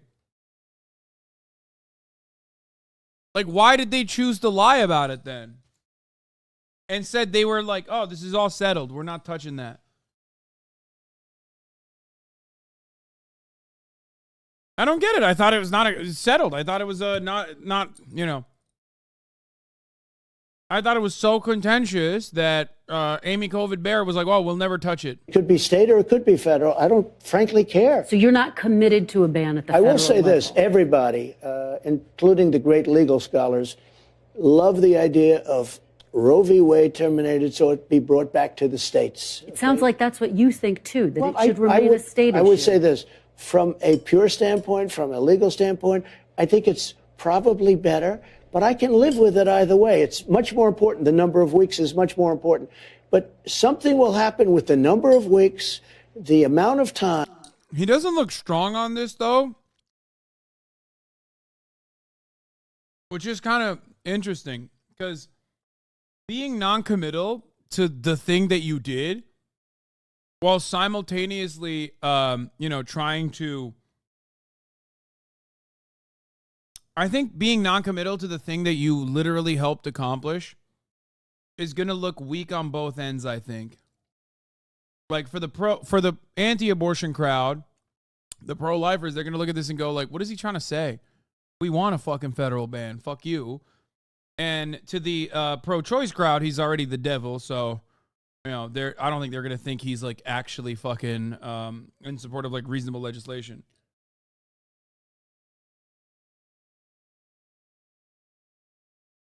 Time after which you can't do it, and you know what? The most powerful people that are anti-abortion are okay with that now. And you know what? They weren't okay with that even a year ago. Your former Vice President, Mike Pence, believes that a fetus should have constitutional rights. Do you believe that, Mr. President? Mike Pence said something about 15 weeks, too, which was a big change for Mike Pence because Mike Pence had no exceptions. I have exceptions, by the way. I think people should have exceptions. I think if it's rape or incest or the life of the mother, I think you have to have exceptions. Does a fetus have constitutional rights, Mr. President? And a lot of people, when they don't have exceptions. Now, I will tell you that I think most people, most Republicans are willing. You go life of the mother, rape, incest.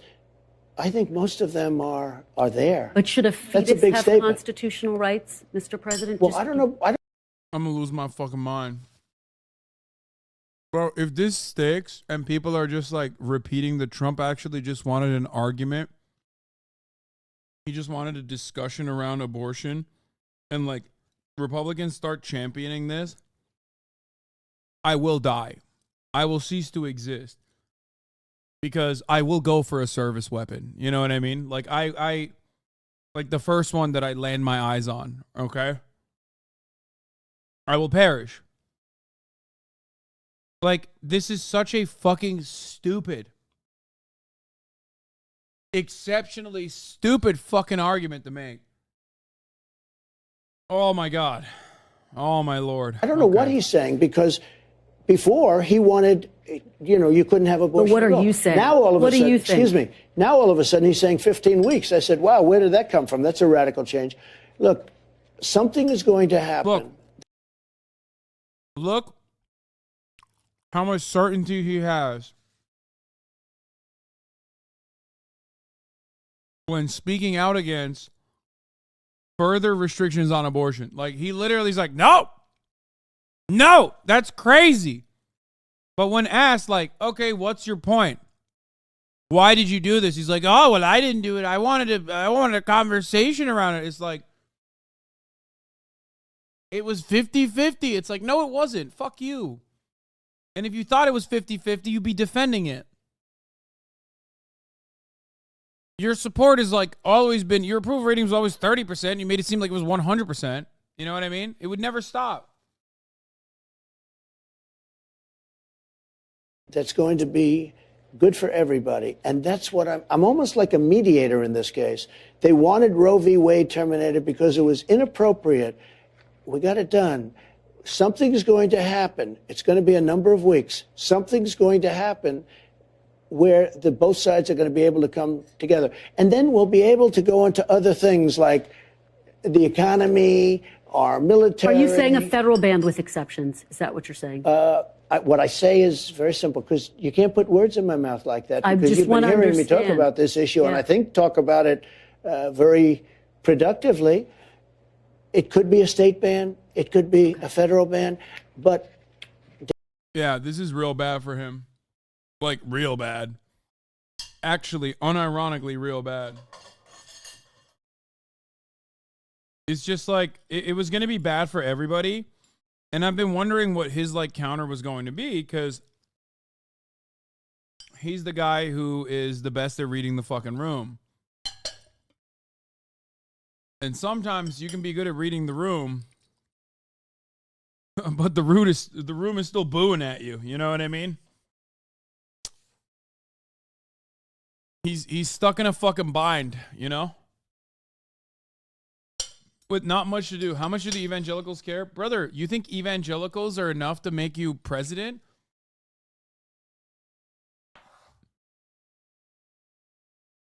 If that was the case, Trump would have been president. Outside of, like, super fucking Christian fundamentalists, which make up 30% of the population, 25% to 30% of the population, no one in the United States of America is like, yeah, you should literally not let people get abortions. Like, we should criminalize it. No one. It's not a real thing. Think about it this way, okay? Abortion in general happens in the first trimester, especially so, right? Do you know that many people that are like, no, abortion is murder, actually, across the board? And if you know that many people, like, have you ever had conversations with them where they, like, explain their fucking opinions?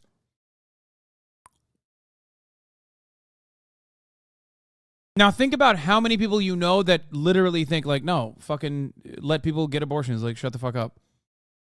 You say, yes, my entire family, but statistically speaking, it is significantly less likely to come up with a person that is anti-abortion, even in red states, and it is pro-abortion. Not even in the state of Florida. You're wrong. People are saying state of Florida. That's not true. No.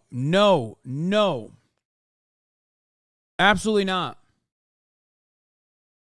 You have to be in a hyper-religious fucking space in order for people to have this kind of take on abortion. It's not represented by the public. It has never been represented by the public. Republicans still get abortions. Like, it's just fucking nuts. Democrats want that too. Democrats don't want to see abortion in the 7th month. Okay, I speak to a lot of Democrats. They want a number. There is a number, and there's a number that's going to be agreed to. And Republicans should go out and say the following, because I think the Republicans speak very inarticulately about this subject. I watched some of them without the exceptions, et cetera, et cetera. I said, Yeah, without the exception of fucking Nikki Haley, who he can't say by name now because he just shit on her and said, she's a politician. What does she know? That's the only fucking person that, like, speaks on abortion in a way that, like, makes sense. Other than certain parts of the country, you're not going to win on this issue, but you will win on this issue. There's maybe one part of the country where it could work, and it's not Florida. Like, maybe like Alabama or something, or Mississippi. Like one of those fucking places. I haven't looked at each individual state. No, not in Oklahoma. No, not in Utah. No, I'm telling you, dude. No shot. You guys are, dude. You don't understand. Republican motherfuckers have affairs out of marriage. They swing like in fucking Utah. People get abortions. Not in West Virginia. No shot.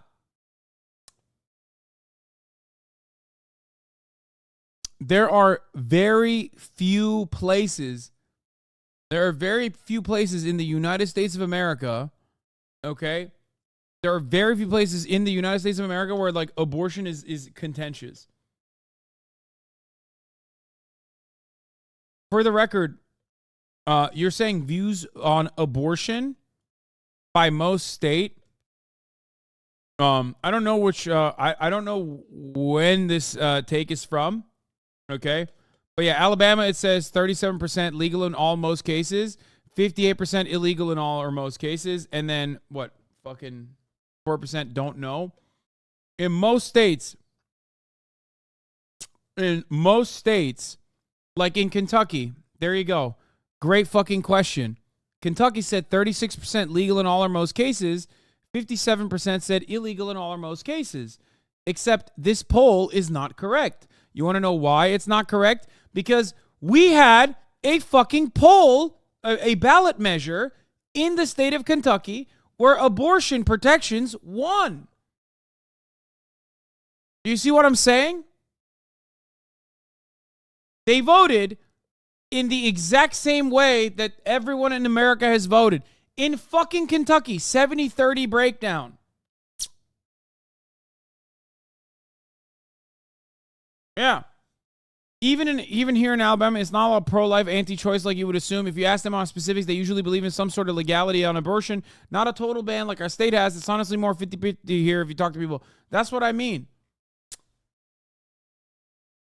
Oh. Wait.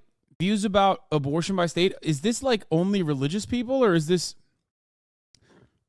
like, this is not a poll on religious people, is it? Is it a poll across the board? Regardless.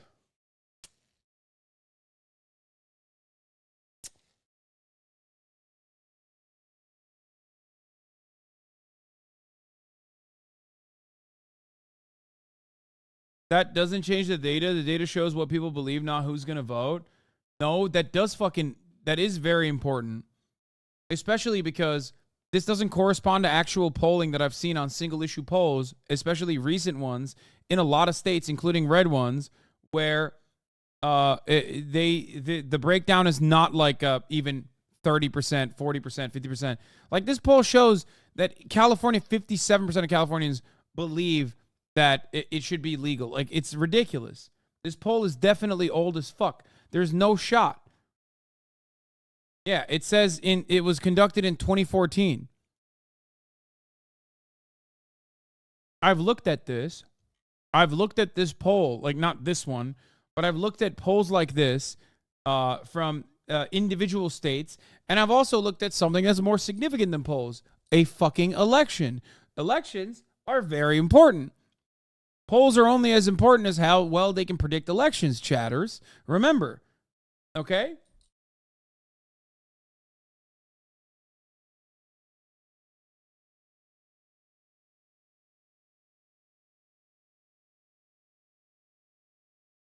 And the states poised to put new restrictions on abortion. People tend to say that abortion should be mostly or fully illegal based on New York Times analysis of large national surveys taken over the last decade. Okay, a lot of these are still old-ass polls, man. They haven't done it recently. There's no fucking shot.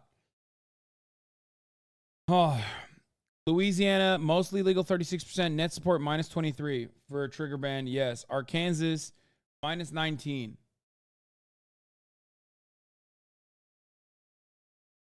Maybe they shouldn't have polled this shit to get owned by voting. Well, actually, I guess like they did poll these, and it doesn't even fucking matter because these people were so stupid, and that's why they put this on the ballot in a lot of places where they realized, oh shit, this actually is not working out at all. There's not a single state where the support on a federal ban of abortion. I mean, this is from Data for Progress, to be fair.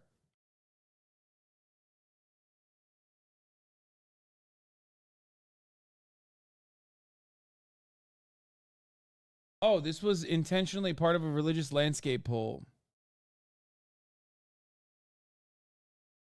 Yeah, I think this was more so just about religion in general. Polling in 2016 showed what Hillary was going to win in a landslide. Why do people put so much weight in polling data? No, polling in 2016 did not show that Hillary was going to win by a landslide. It's not even true. It did not.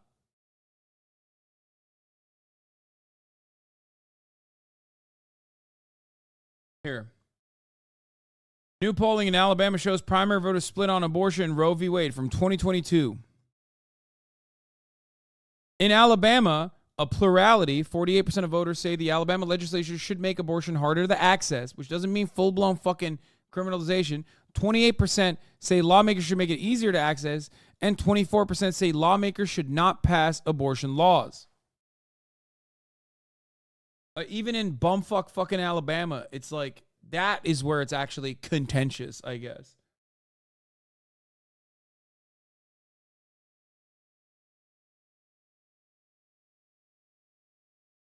It's nuts. An issue that is actually fucking contentious would be like 90% approval in Alabama and 50-50 in other places. Or, you know, no approval in California, full approval in Alabama. Not 50-50 in certain places and like 60-40 to 70-30 everywhere else. That's why red states, okay, are literally doing the most, the absolute most. Like in Ohio, no on issue 1 was exactly what I was thinking of. So Ohio recognized, oh fuck, putting abortion on a ballot as a ballot measure is going to drive an insane amount of people to go out and vote. An insane amount of people to go out and vote against us.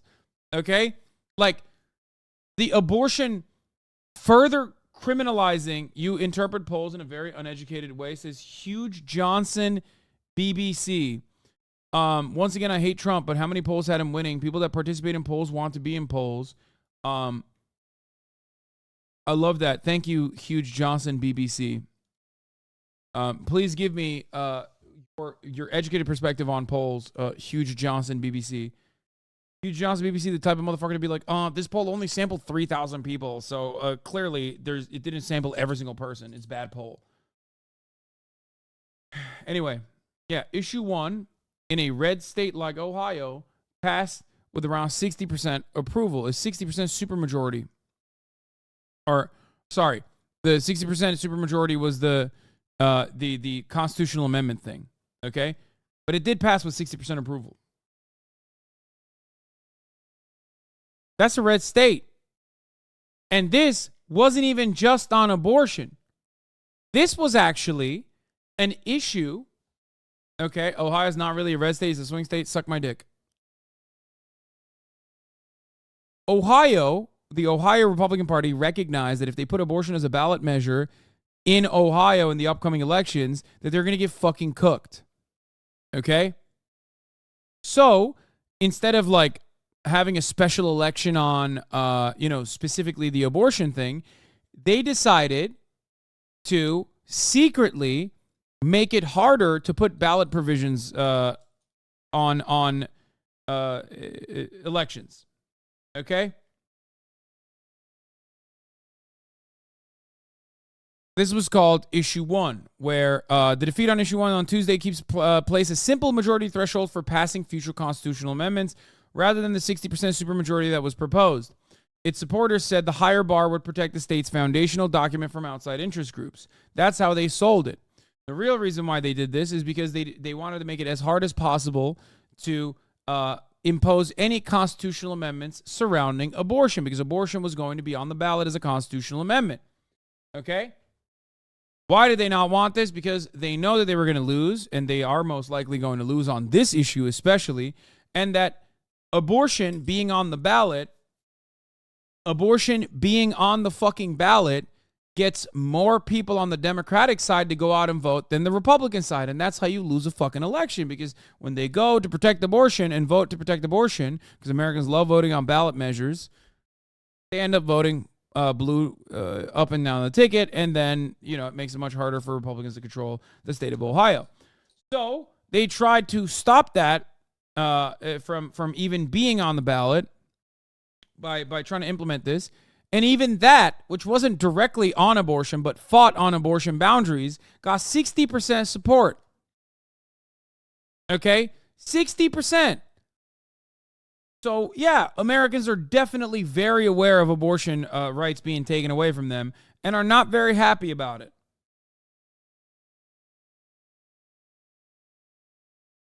There are a lot of people who vote Republican up and down the ticket and still want to be able to have abortions. There's a lot of people who think, like, it's not up to me. Why should it be up to me? I should have no say on this. The government should not interfere in my affairs. Okay? Not a contentious issue. When you come up with the right number of weeks, because Democrats don't want to be radical on the issue, most of them, some do. They don't want to be radical on the issue. They don't want to kill a baby in the 7th month or the 9th month or after birth. And they're allowed to do that, and you can't do that. I have a very robust foreign policy section to get to. Okay. I do want to give you an opportunity to talk about some of your legal challenges. So if we could do that first, and then we'll move on to foreign policy. You are facing 4 indictments. Biden indictment. Yeah, look at this. Legal under any circumstance, 34%. Legal under certain circumstances, 51%. Illegal in all circumstances, 13%. 13%.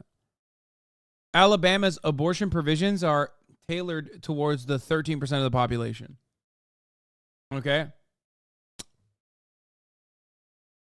Legal under any, 34. Legal under most, 13. Legal in only a few, 36. Illegal in all, 13%.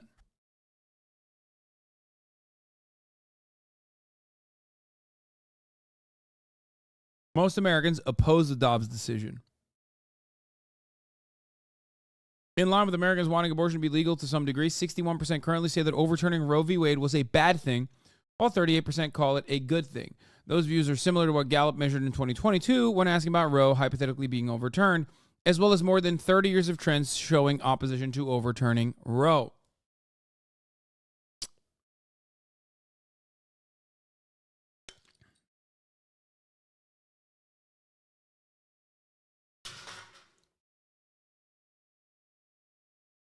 Anyway. Now, the irony here, of course, is that it's very stupid to have this conversation because we're not even having a conversation about the morality of the situation. Because the morality of the situation dictates that regardless of what the fuck people have to say about abortion, that this decision should be left to a doctor and the carrier. Okay? Not a doctor, carrier, and the fucking mayor. Not a doctor, the carrier, and, Donald Trump. Not a doctor, the woman, and, your pastor. No, just a doctor and a woman. Mother equals carrier? Yeah, you fucking absolute baboon. Of course. I'm not saying mother and I'm saying carrier. Because you want to know what happens? What should have happened to you, for example? You should have been aborted, okay? Therefore, your mom would not have been a mom, but simply a fucking carrier. We know you said it like 3 times just now. You conveniently don't mention that most voters don't want unrestricted abortion laws. You conveniently don't mention that most voters don't want unrestricted abortion laws. Most Americans want some restrictions, especially in late-term pregnancies. Hey, jackass. I don't give a fuck, okay? That's number 1. Number 2, yes, if you want to stop abortions from happening in the third trimester, okay, fine. Go ahead. Except you're only stopping people from being able to get this as a medical process when they most likely wanted to carry the pregnancy to term. The only thing you're punishing is people who wanted to have a child, okay? People do not get, like, abortions for fun at the third trimester. It's so stupid. This is such an idiotic fucking argument from dumbass Republicans that make it seem like the less than 1% of abortions that happen in the third trimester are happening due to fun. Like, love getting an aborabo on the third trimester. Gonna go to the abortion factory again. Love to do it. It's my favorite thing. Okay? Like, what do you think? People just do it for fun? Is that what you think? Please, go ahead. Explain this to me. I'm unbanning you specifically because I want to hear what your perspective is.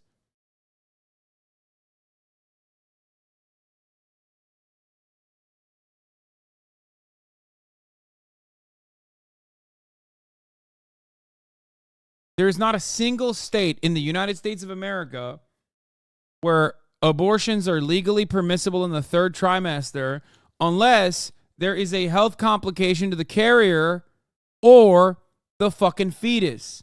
Now, if you were smart enough, you would at least say, well, doctors consider psychological disorders to be a healthcare complication for the carrier, which allows people to have a third trimester abortions, even if it's not that significant. And then at that point, you and I could discuss the semantics of like whether or not psychological harm meets the metric for medical intervention. Okay? But we're not doing that because you're a fucking idiot. Because Republicans are fucking stupid and they don't even know their talking points. Because they don't need to know their talking points because they're so fucking dumb. So they could just get away with being like, they want to fucking murder babies. And then all the fucking dumbass, goo-goo, gaga-ass, donkey brain Republicans go, oh, they want to murder babies.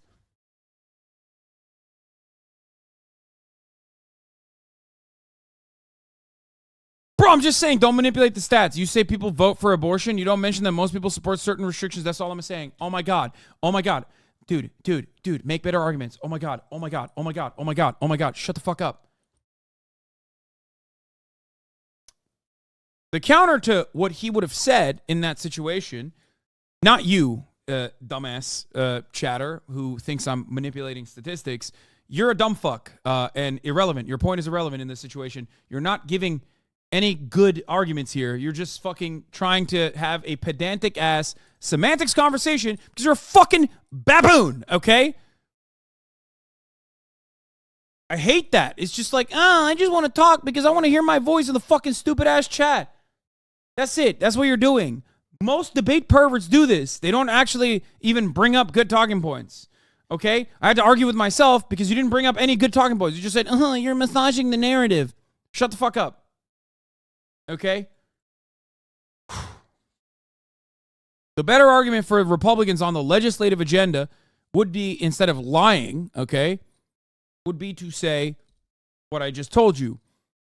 Okay? I would say it's not legal in any of the states where a woman can go and get a third trimester abortion.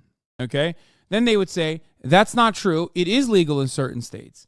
And I would say, which states? And then they would say, in certain states like New York, for example, you can get a third trimester abortion to which I would respond, well, that's only allowed, that's only legally permissible if the person has a issue, like a medical issue that requires medical intervention. It could be a psychological disorder. It could be a genuine issue like an ectopic pregnancy. It could be an issue like there's no viability outside of the carrier.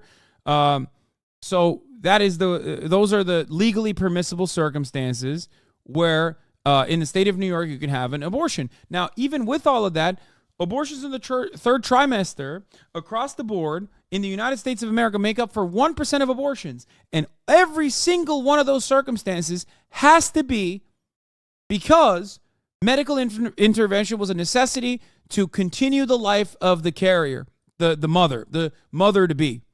Okay? Do you think that's appropriate to ban? And in that situation, if you say, yes, I think it's still inappropriate, and I think that we should still ban it, well, then you're a psychopath. You've revealed your actual true position. Okay?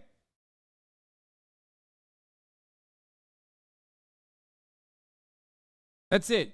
We should be able to acknowledge that there are a few hundred third trimester abortions a year that are for reasons other than health, like the carrier didn't know they were pregnant. Yeah, that is such an insanely fucking low number that it does not require having a conversation around. If you write legislation on 300 random occurrences that are also caused directly as a consequence of what do you call it? Directly a consequence of not having access to preventative care, okay? Not having access to like abortion facilities, or not having access to sex education and whatnot, then it's like an idiotic self-defeating argument to make, okay? I don't care. I'm not going to talk about like 10 fucking people that got an abortion in the third trimester because they didn't even know they were fucking pregnant, okay? This is like a medical phenomena. That's insane, dude. No, that is the dumb libtard debate pervertry tendency to just like talk about the erroneous minutia, not realizing that the overwhelming majority of Americans would, when they hear that, will go, oh, that's it, you lost the argument. Okay? That's not a thing that you voluntarily bring up, debate perverts. Know how to do better debate.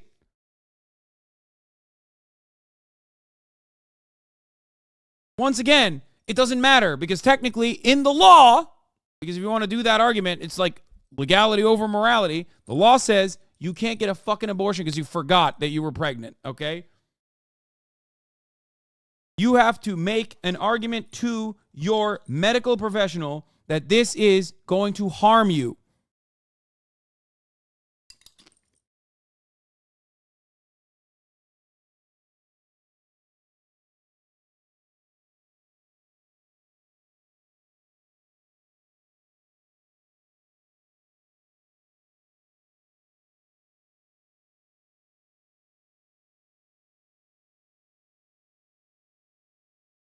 Excuse me, Biden political indictments. He said to the Attorney General, he's had nothing to do with it. He said to the Attorney General, indict him. They put in the New York DA case, which everybody admits isn't even a case. Mr. President. They're Biden there's indictments. No proof of that. You know what? He started something that's a very slippery slope. He said, I've got a guy that's beating me in the polls. I'm beating all the Republicans by a lot, and I'm beating him by a lot. I have somebody that's beating me in the polls. Indict him. And they, not only that, they took their top person in the Department of Justice and put him into the Manhattan DA's office. They're dealing with Fannie Willis all the time. Mr. President, the Attorney General appointed a special counsel to investigate you, President Biden, and President Biden's son, Hunter, who was also indicted today. But I do want to President Biden does not fall within the Presidential Records Act. And frankly, you don't ever hear anything about the special counsel. But they gave me this deranged person named Jack Smith. He's a deranged lunatic. I fall within the Presidential Records Act. It's very simple. It's a civil thing. In fact, Well, if women are getting abortions in the third trimester, there needs to be a mental therapist involved. Yeah. No, you can't. You've clearly never been through the process of getting an abortion. Trust me, they force you to think about it a lot. If it's in the third trimester, it's not about a psych evaluation. It's about physical necessity. No, there are instances where there's like less than 100 instances where people have gotten abortions when it's not like directly a physical need, okay? Like it's not an ectopic pregnancy. It's not a pregnancy where like the fetus is not viable outside of the womb, is like choked out in the fucking umbilical cord or whatever, and they couldn't save it. Okay? In that situation, the justification for it is a psychiatric evaluation, as far as I understand it. Okay? But again, we're talking about literally like 20 individual actions, okay? It's fucking ridiculous. 1% of abortions happen in the third trimester, and the number of how many abortions that happen in the third trimester are not directly necessary medical interventions because their fetus is non-viable outside of the fucking womb is so marginal that it's very stupid.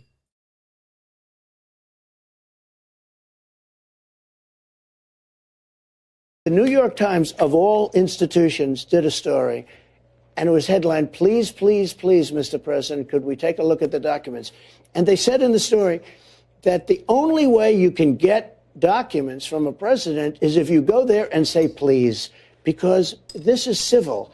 And they won't even have a lawsuit. They may have a civil lawsuit at most, but they probably don't even have a civil lawsuit. And this should... Again, it's really funny because Trump is the reason why the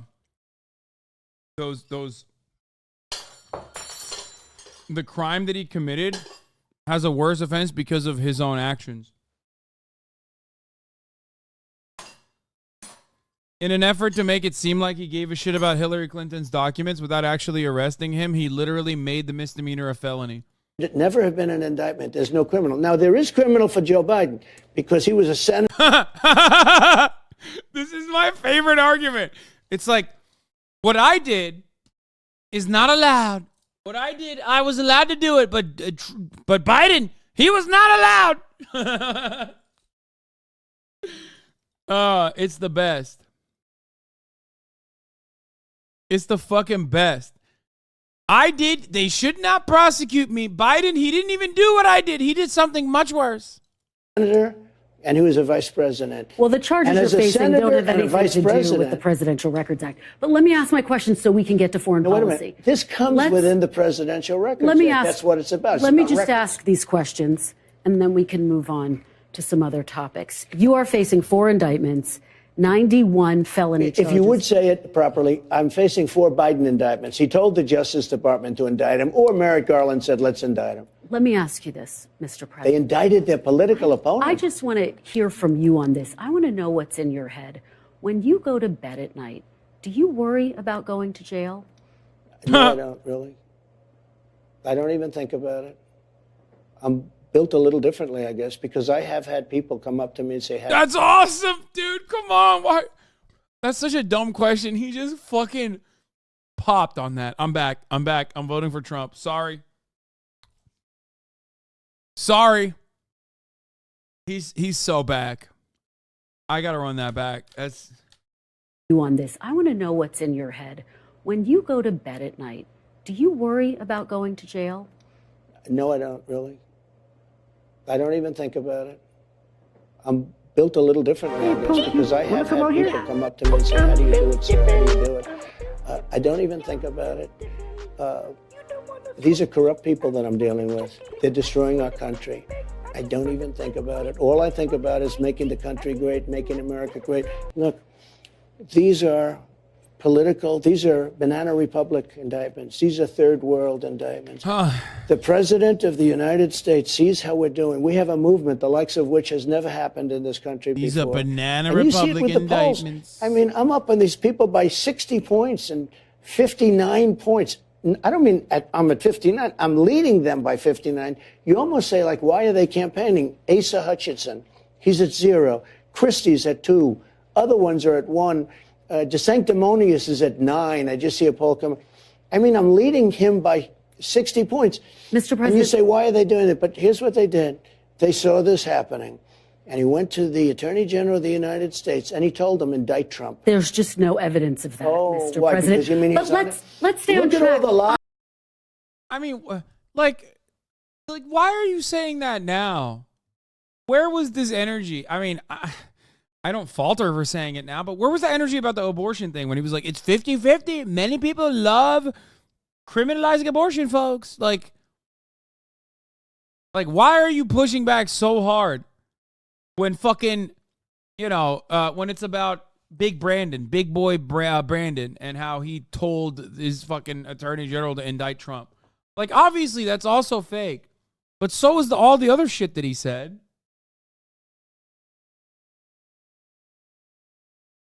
Mr. President, I want to talk about Kristen, wait a minute. Wait. Could I say one thing? Look at all the lies he's told over the last couple of weeks. He said he was at the World Trade Center, and he wasn't. He said he flew airplanes, right? He didn't. He said tell him, dude. He flew an airplane into the Twin Towers, he said. Trucks, and he didn't. Everything he says is like a lie. It's terrible. Mr. President, even his handicap in golf, he said he's a 6. He's not a 6. I want to stay focused on you. Okay. For the purposes of this interview, okay? because it's important that we hear from you about all of this. Well, I'd like you to, but you keep interrupting me. Tell me, Mr. President, tell me what you see when you look at your mugshot. I see somebody that loves this country in me, that loves this country. I see tremendous unfairness. I think very few people would have been able to handle what I handled. When I was coming down the escalator with Melania, I was already under investigation because they saw how well I was doing in the polls.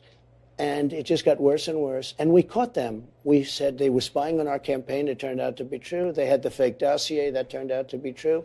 It was paid for by the Democrat Party. It was all fiction. All of these things happened. Impeachment hoax number one, impeachment hoax number two. I've been treated very badly, and I've won every single time. When you say, do I sleep? I sleep. I sleep because I truly feel that in the end, we're going to win. I think we're going to win an election the likes of which nobody's ever seen before. I don't think anything's going to stop it. Nothing's going to stop it because people see what's happened to our country. We're not respected in the world. Look at other countries. Look at what's happened. Bro, he's literally doing the same. You said this the last time. Brother, you said this the last time. Top to bottom, every single thing is the same shit. Everybody's going to the side of China, Russia, Saudi Arabia. Folks, I heard this Hasanabi guy. He's on the Leftovers podcast, folks. It's a big-time right-wing podcast. They say they're domestic terrorists. Now he's pro-China. Now he's pro-China. Ethan Klein, folks. He needs to do a better job defending America, folks. Talk about that. No, Mr. President, China I want to delve into foreign world. policy, but let's get through this, and then I want to talk to you about all of those issues you just talked about, Mr. President. By the way, do you think your former chief of staff, Mark Meadows, is still loyal to you? He just pleaded not guilty in the Georgia Well, I hope he's loyal to me. I mean, do you worry about him flipping? Wrong. Do you worry I didn't about do him? anything wrong. Okay, let's talk about Georgia. I want to talk about that phone call that you made to Georgia's Secretary of State, a Republican, Brad Raffensperger. That was even more perfect than my call to. Let's talk about it. The president of Ukraine. Okay. It was a perfect call. Just before you start, many top legal scholars, almost everyone, but many have analyzed that phone call. That was a phone call made in front of, I guess, 7 or 8 lawyers. Brad Raffensperger, the head, who, by the way, last week said, I didn't do anything wrong. He said that was a negotiation. Brad Raffensperger, who I was dealing with, I appreciate that he said that, but he said last week, I didn't do anything wrong. Let's talk about it so we can move on. You said in the call. Let me just tell you one other thing. Okay, this is huge. This is huge. This is good. Come on. I spoke. I knew I was probably being taped. I didn't ask, but I knew and I still did it because I'm a fucking idiot. I was probably being taped. You know, they illegally taped me because they taped me in Florida. It's a 2-party state. You know that, right? So they illegally taped the dog. You're the president. What are you saying? Bro, what? You're the fucking president. Calling up the fucking Secretary of State. Like what? Or the Lieutenant Governor. Like what are you saying?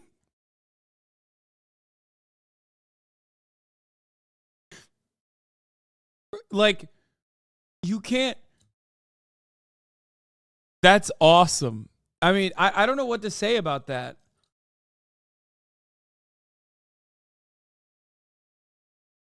Baby, stop asking to move on and just move on. He doesn't respect you. Act accordingly. Calling the fucking Meet the Press CNN anchor, MSNBC anchor or NBC anchor a baby is pretty funny. Call. But forget about that for a second. I knew that there were many lawyers on the phone from the other side. There were many people. There were many people on the phone.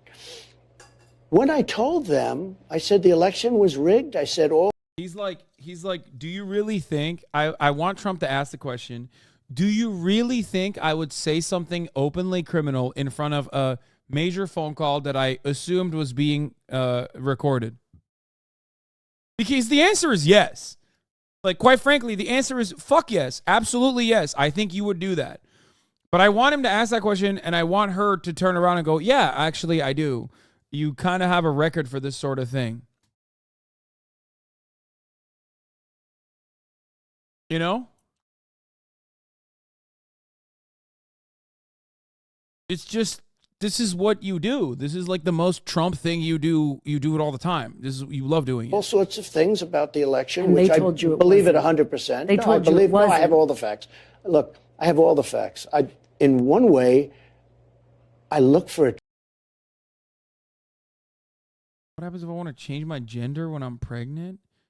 Where are you fucking cretins coming from? Like, actually, where?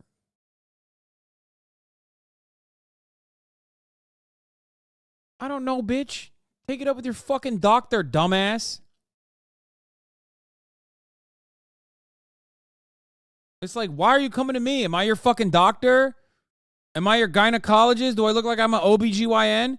The only pussy I'm familiar with is your mom's, chatter. Okay? Calm down. Trial, because it was so dishonest, okay, so rigged, and such a dangerous thing for our country. We have to have borders, and we have to have fair elections. We have neither. But I want to talk about the border. I want to talk about the border, but we have to when get I through spoke in this. front of Brad Raffensperger, who again last week said I didn't do anything wrong. Well, it Brad sounded like you were Raffensperger asking for him to said come it was up a with negotiation. 11,000 votes. No. 11,780 votes. One more than we have right now. I know it by heart because it was the perfect phone call. Okay? No. Not 11,000. 11,780. And you know that. You're terrible when you say this. You're off to a bad start. Because what I said was very simple. I got cheated in this election. He told you and didn't. all I need is like 11,000, whatever the number was. Brad I got cheated Raffensperger, in who's the a election. Republican, said you didn't get cheated. Well, he said that, but He said he got cheated. All I need is 11,000 whatever. Bitch, you know how many votes you needed. You said it specifically. Don't try to fucking act like you don't remember. Very specific number of votes. Don't try to fucking act like, oh, my memory is hazy on this. You know what you fucking did. Come on now. It's like if I was literally telling you that at the top of the hour there isn't a 3-minute ad break or however many minutes it takes. I don't know. I don't remember. It's like, no, I know. I know exactly how many minutes of ads I'm going to serve you. It's 3. Now, if you no longer want to see those ads, all you need to do is subscribe, which you could do for $5 or for free with a Twitch Prime. You can also get gifted a sub if you're lucky. Here's a 3-minute ad break now. we have to go and see. You know, there's some court cases out there. We want to go into Fulton County and we want to see the real votes. And it's so hard. He said they looked into it. The election had been certified 3 times. I don't want them. I want to look Flucky, thank you for the 10 gifted subs. B. Bonjuk, thank you for the 20 gifted subs. into it. I would say President, that the if we got election had been access to the votes, which we're close to getting in court, as you know, if we got access to those votes, if we look in, you will find numbers that you wouldn't believe. More importantly, though, let me just say this. I want to get through this, Mr. President. Kristen, you so have to we just can hear me get out for to 1 the second. Foreign policy section. We had, because you say something and then you want to go into the next subject. We had many people in the line. When I said, I spoke for an hour, I knew that many people were in the line. I knew that it was I happen to be a really smart person.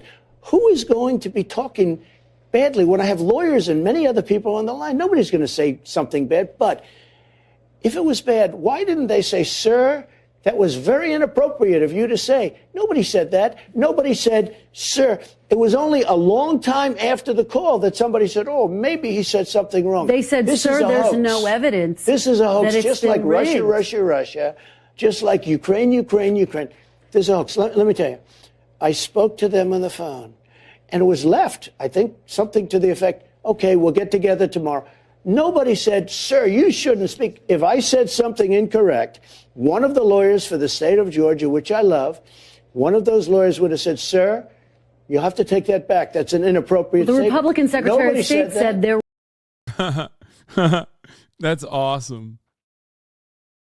I mean, I'm willing to bet. First of all, some of these people that were on this call are like either one, your co-defendants, or two, literally state witnesses. So I wouldn't be fucking popping off like this if I were you. In this otherwise televised debate, we're going to find out a lot about the situation, okay? So that's kind of cool that he's giving that to me. I like that, personally. Okay, I personally appreciate that.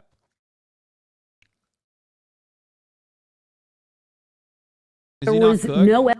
I mean, him being actually cooked and him being him facing any like serious scrutiny are two entirely separate realities, okay? Do I know? Do I feel as though Trump will? I'm not certain that Trump is going to get serious legal repercussions from this, like actually go to jail.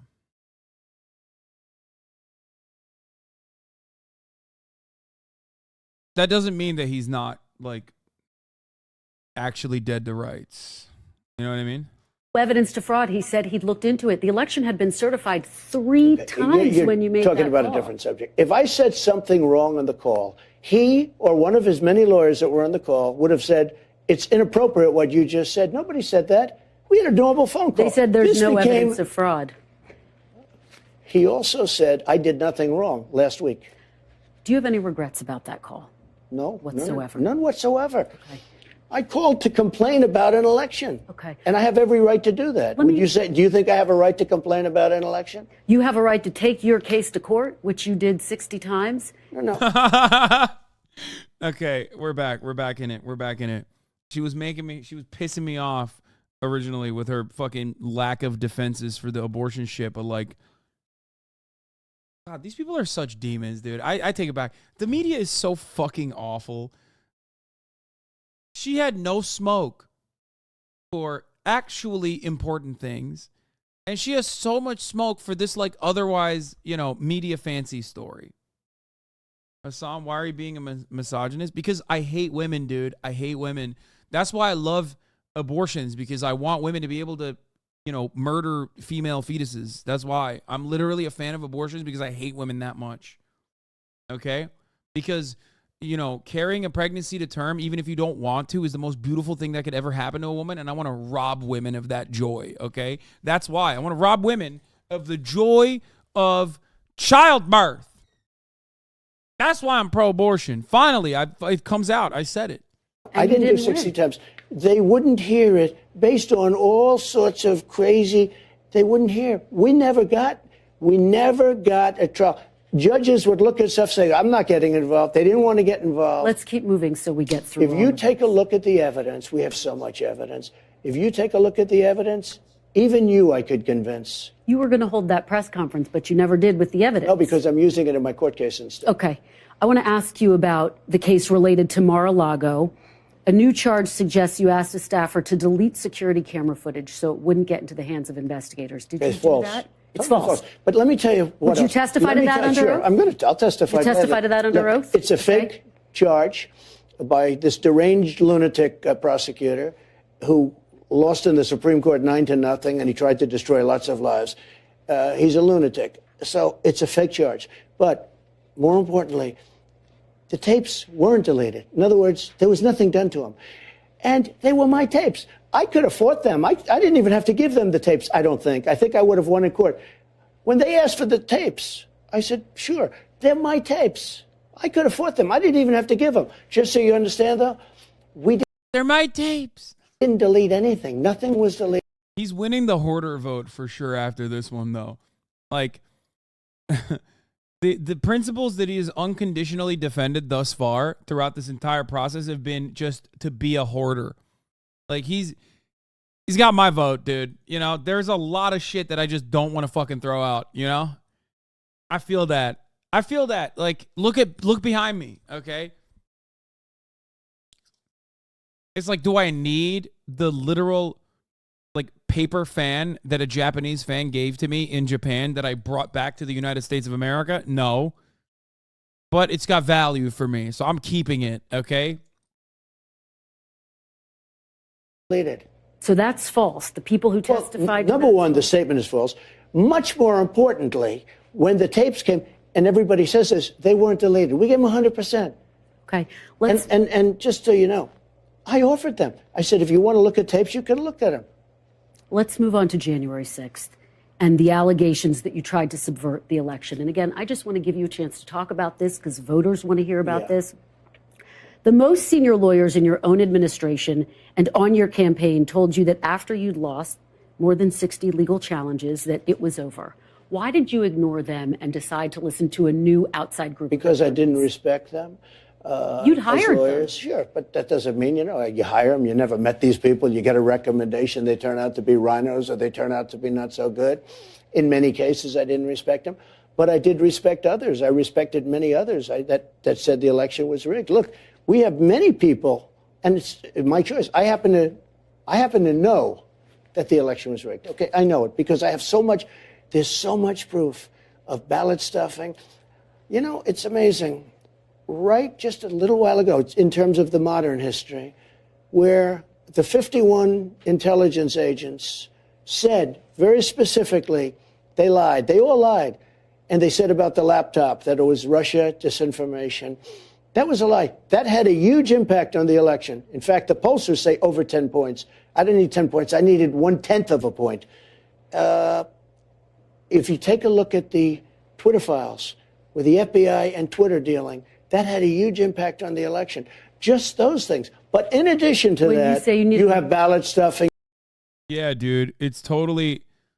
Yeah, no, he's so right on that. If everybody saw Hunter Biden's cock, like, Americans would definitely vote for Donald Trump. Like, they would have turned around and been like, wow, that's it. I'm voting for Donald Trump now. I saw Hunter Biden's cock. Thank God for Twitter files. Like, they showed the truth. You have a lot of. When you say you needed 1/10 of a point, you needed 1/10 of a point. I needed a very small. To win? I think somebody said 22,000 votes to win. Yeah, if you divide it among the states, it was 22,000. You coping hard? Me? Why would I be coping, dude? Brother, Brandon is the fucking president. Okay, you understand? You understand? Let me explain something to you. Okay. Let me explain something to you.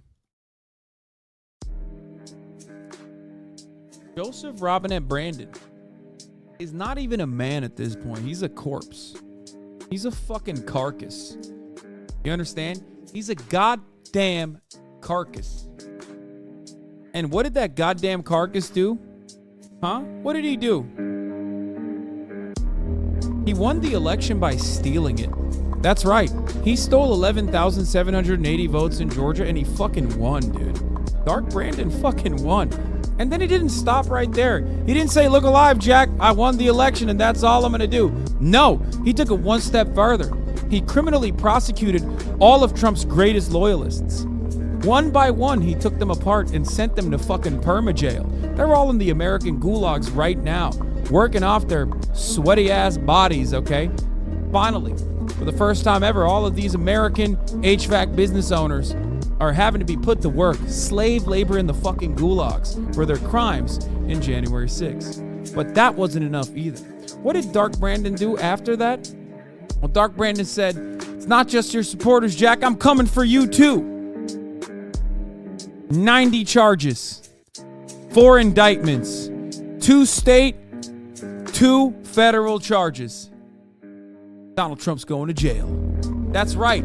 He criminally is prosecuting his fucking opponent, knowing full well that his opponent was actually supposed to beat him in the elections. But Brandon said, you know what? Banana Republic time. You're going to fucking jail, bitch. And so are your co-conspirators. We're going to hit you with a fucking RICO, as a matter of fact. That's right. Go ahead. Talk your shit. Saying I'm coping. Who's coping, motherfucker? The guy you love. The guy you love endlessly, that you've dedicated your whole life into supporting, is about to go to fucking jail. Because Brandon is going to throw his ass in there. That's it.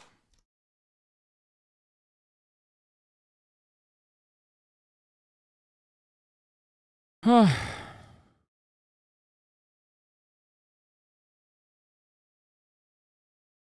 something to that effect. Yeah. To win the election? Yeah, if I would have had another 22,000 votes over the whole.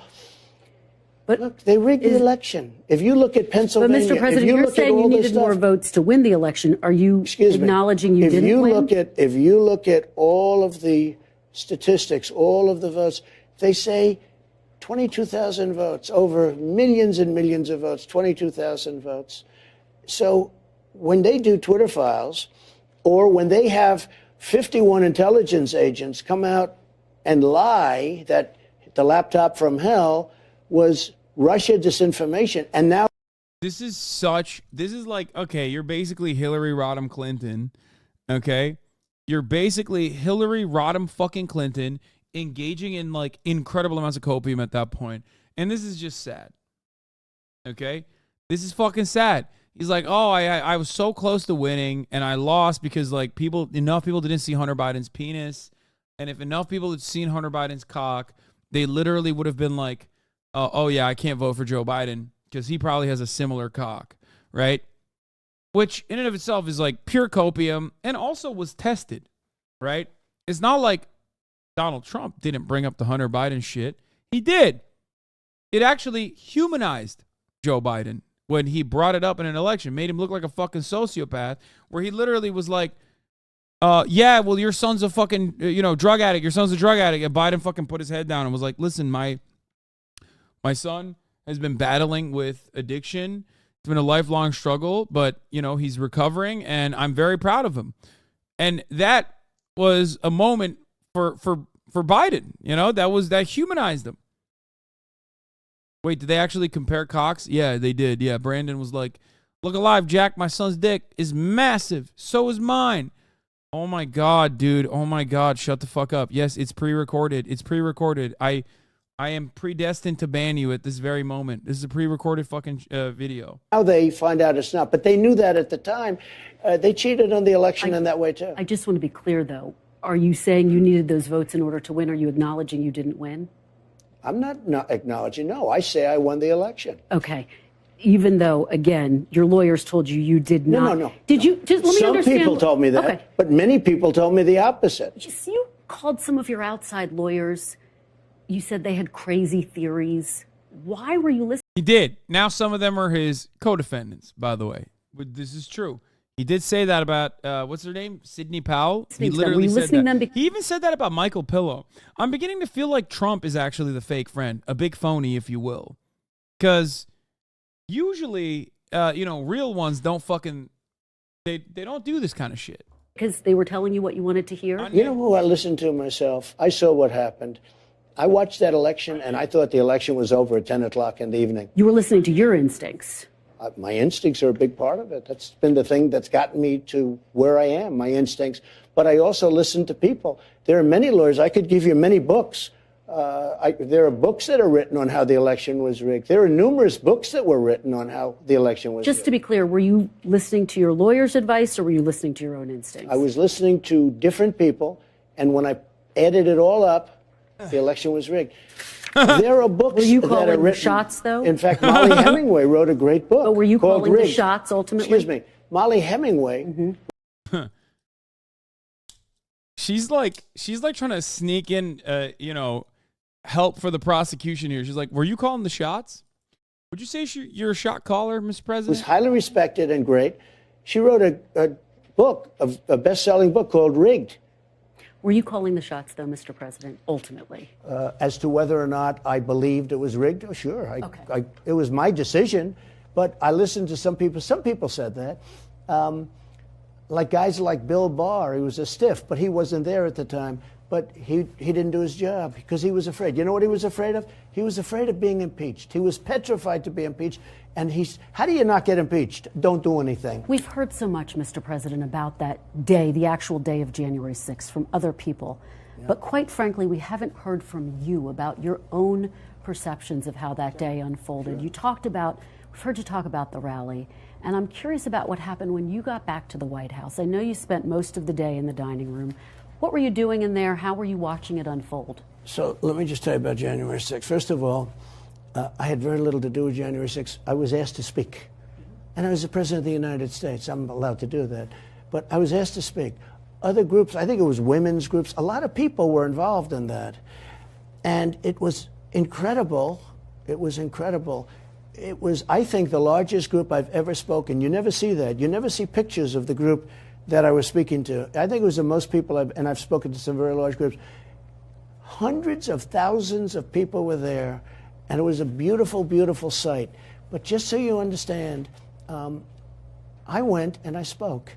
And by the way, peacefully and patriotically, and all of that which wasn't reported, but when I spoke, I have had senators go up. They said, I've never heard you speak so moderately. You were very moderate. What happened when you got to back to the White House? Well, wait, let me just say. So I spoke, and then I went back. I wanted to go down peacefully and patriotically to the Capitol. Secret Service, who I have great respect for, said, sir, it's better if you don't do that. It could be unsafe. Because they didn't mean because of riots, because, it takes one guy with bad intentions, okay? So I didn't have a dispute with them. You had that one person said, I grabbed the man around the neck. Actually, I wish I was so strong to be able to do that. These are all tough guys, smart guys. So dispute that account. Dispute it? Who wouldn't dispute it? She's the craziest account I've ever heard. You mean that I was in the Beast, and she said I was in the Beast, and the Secret Service didn't win. So I took a guy who was like a black belt in karate and grabbed his neck and tried to choke him. What happened? How ridiculous. Just so you understand, and I have great respect for Secret Service, by the way. They're fantastic. The Secret Service said, sir, it would be better if you did. And I said, I'd love to do it. They said it would be better until we went back to the White House. Just so you understand, I spoke. I made a very nice speech. I wasn't Maxine Waters that calls for people's death and some of these. Take a look at what these other people say. What happened it's so when you got ridiculous. to the White House, though? Where did you watch all of the events unfold? Much more importantly, I offered 2 days before, 2 or 3 days before, 10,000 soldiers, right? And they were going to go because everybody was telling me, I knew it was going to be big in terms of the crowd, because everybody I spoke to said, hey, I'm going down on January 6th. I'm going down. I'm going to listen to your speech, et cetera. And there were other speakers. I wasn't the only speaker. There were many speakers. But wait a minute. I offered 10,000 people to the mayor of Washington, D.C., Nancy Pelosi, both of them, Nancy Pelosi, and to the mayor of Washington. And they turned it down flat. And the police commissioner was very nasty about it to her. And he testified. And here's what happened. The January 6th unselect committee of thugs and horrible people, the unselect committee. This is the part where it's like, this is the type of shit that I don't think, I don't think like Trump supporters and especially not like Meet the Press watchers are going to appreciate, because it's so boring. Like this is like old bits that need to die if Trump wants to make an impact, but he's still crying. You know what I mean? Bro is a communist. He has millions and spends it on fancy cars and sits on his ass 24/7, making thousands every day. You make me sick, bro. No, bro is a orange. I don't understand why this makes you sick. Like, shouldn't you love that? Like, aren't you a capitalist then? If I'm a communist, right, and you hate that, then shouldn't you be literally a capitalist? In which case, like, what do you think capital accumulation is? Even on your own twisted fucking worldview, like, I'm at least like sitting here, people are giving me money rather than like me sitting on fucking money and making it work by, I don't know, being a landlord or some shit. That's why I always say, like, hey, listen, like, okay, I'm a capitalist then. Go ahead. What changed about anything that I'm arguing on behalf of? Sure. You know, I'm a capitalist. Okay, let's have a conversation about like what I'm doing that's wrong. Not necessarily some like values that you've ascribed to socialism, communism, or capitalism. So I'm twisted just because I'm right wing? I never said that.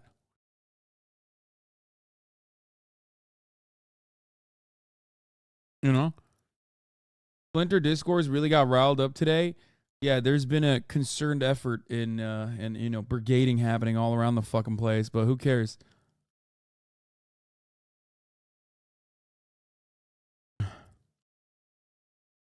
I didn't say that. I don't know if you're twisted. You might be. You said in your twisted worldview. Do you think that means you're twisted? I'm saying in your worldview, which I believe is distorted, okay, in accordance to mine, in comparison to mine, okay, like opposite world, okay? I'm not saying you're twisted. I'm saying your worldview implies that communism is wrong, which I assume means that you are a capitalist.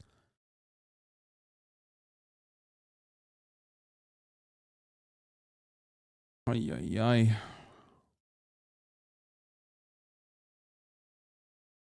He's a MAGA communist. You called him a capitalist?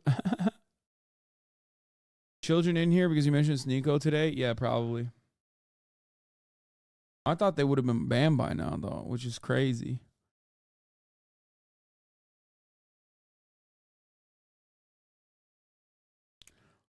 I see this all the time from people. Like, they'll literally be like, Hasan exploits his fucking editors or some shit. And people will be like, that's not true. But even if it was fucking true, like, you know, you're over here arguing on behalf of, like, you know, other people exploit. Like, I can see your Reddit account. You think exploitation is not a problem. So why the fuck are you, like, fake chirping about some perceived hypocrisy about Hasan? So it's not an issue when, like, other companies do it, but it's an issue when Hasan does it? Like, what? So you don't have an issue with it at all. You just don't want to. You just don't want Hasan to do it. You know, it's so stupid. It's like, what are we doing here? Okay. So you don't have an issue with exploitation. You have an issue with me, and it's also stupid because, like, again, it's not even true. I've been in this community for more than 3 years. People have been bringing the editor's takes since my first day here. Yeah, it's just like ridiculous. It has never stopped.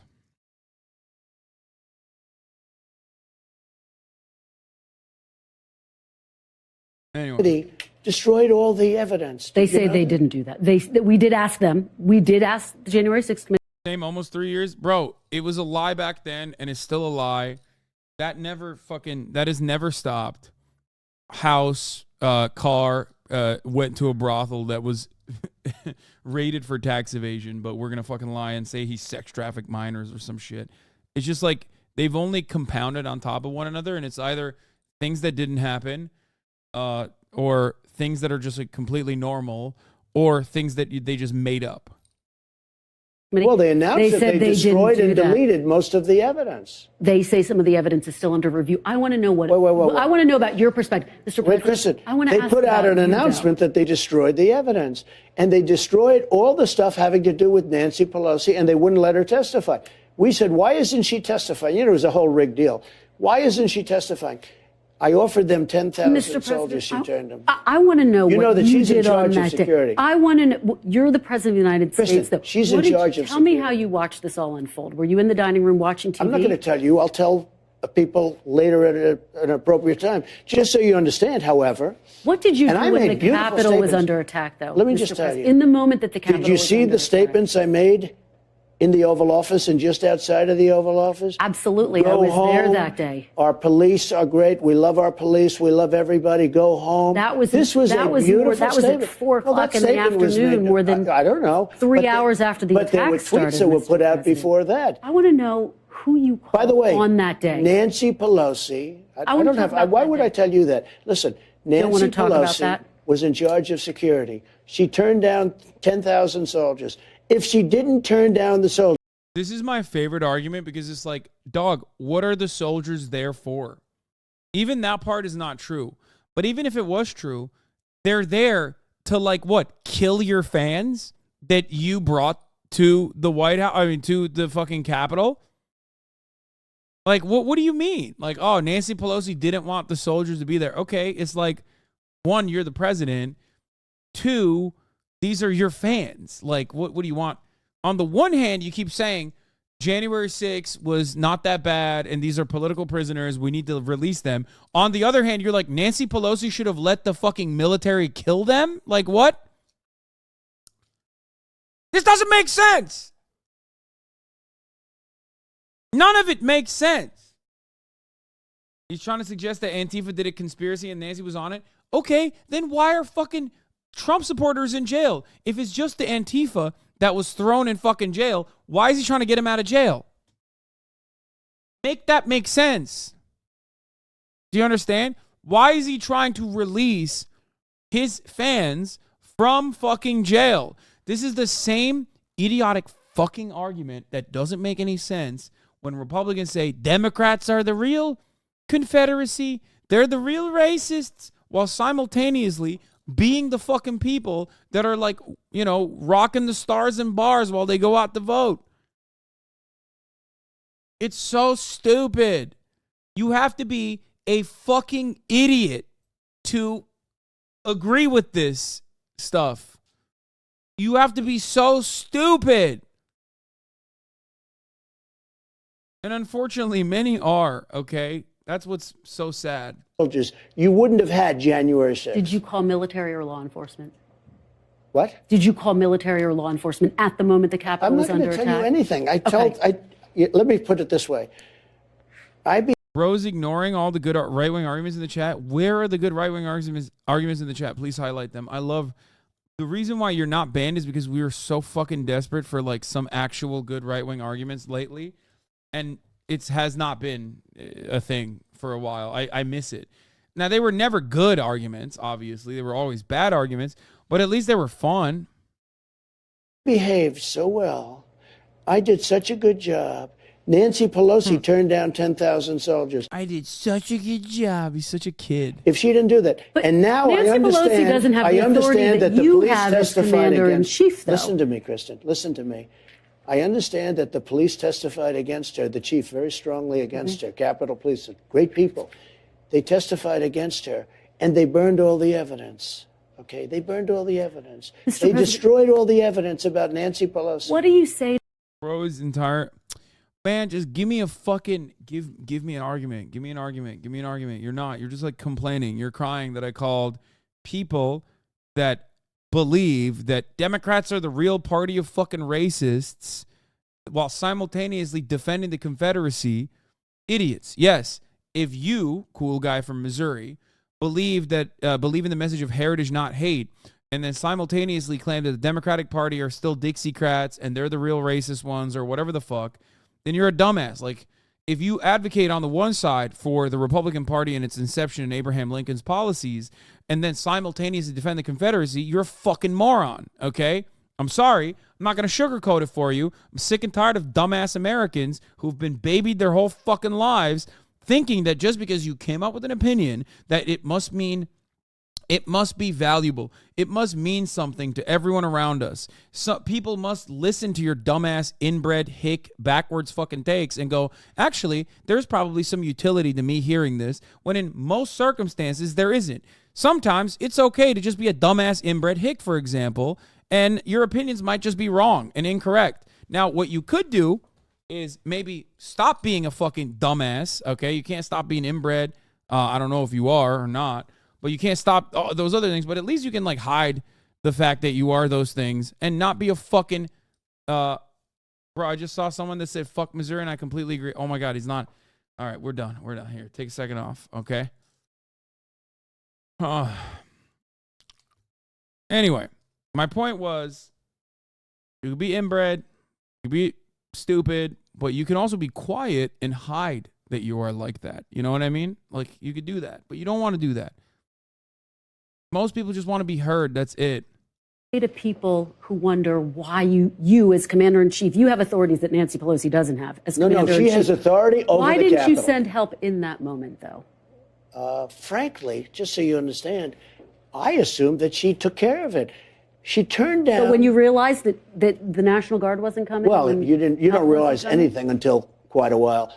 National Guard not coming. I asked it to be there 3 days in advance, and she turned it down. She says that request was never officially made. Oh, just stop so it. you know. Let me just tell you. Let me ask you about pardons, let me Mr. tell you. President. The mayor of D.C. gave us a letter saying that she turns it down. Okay, we have it. Nancy Pelosi also was asked, and she turned it down.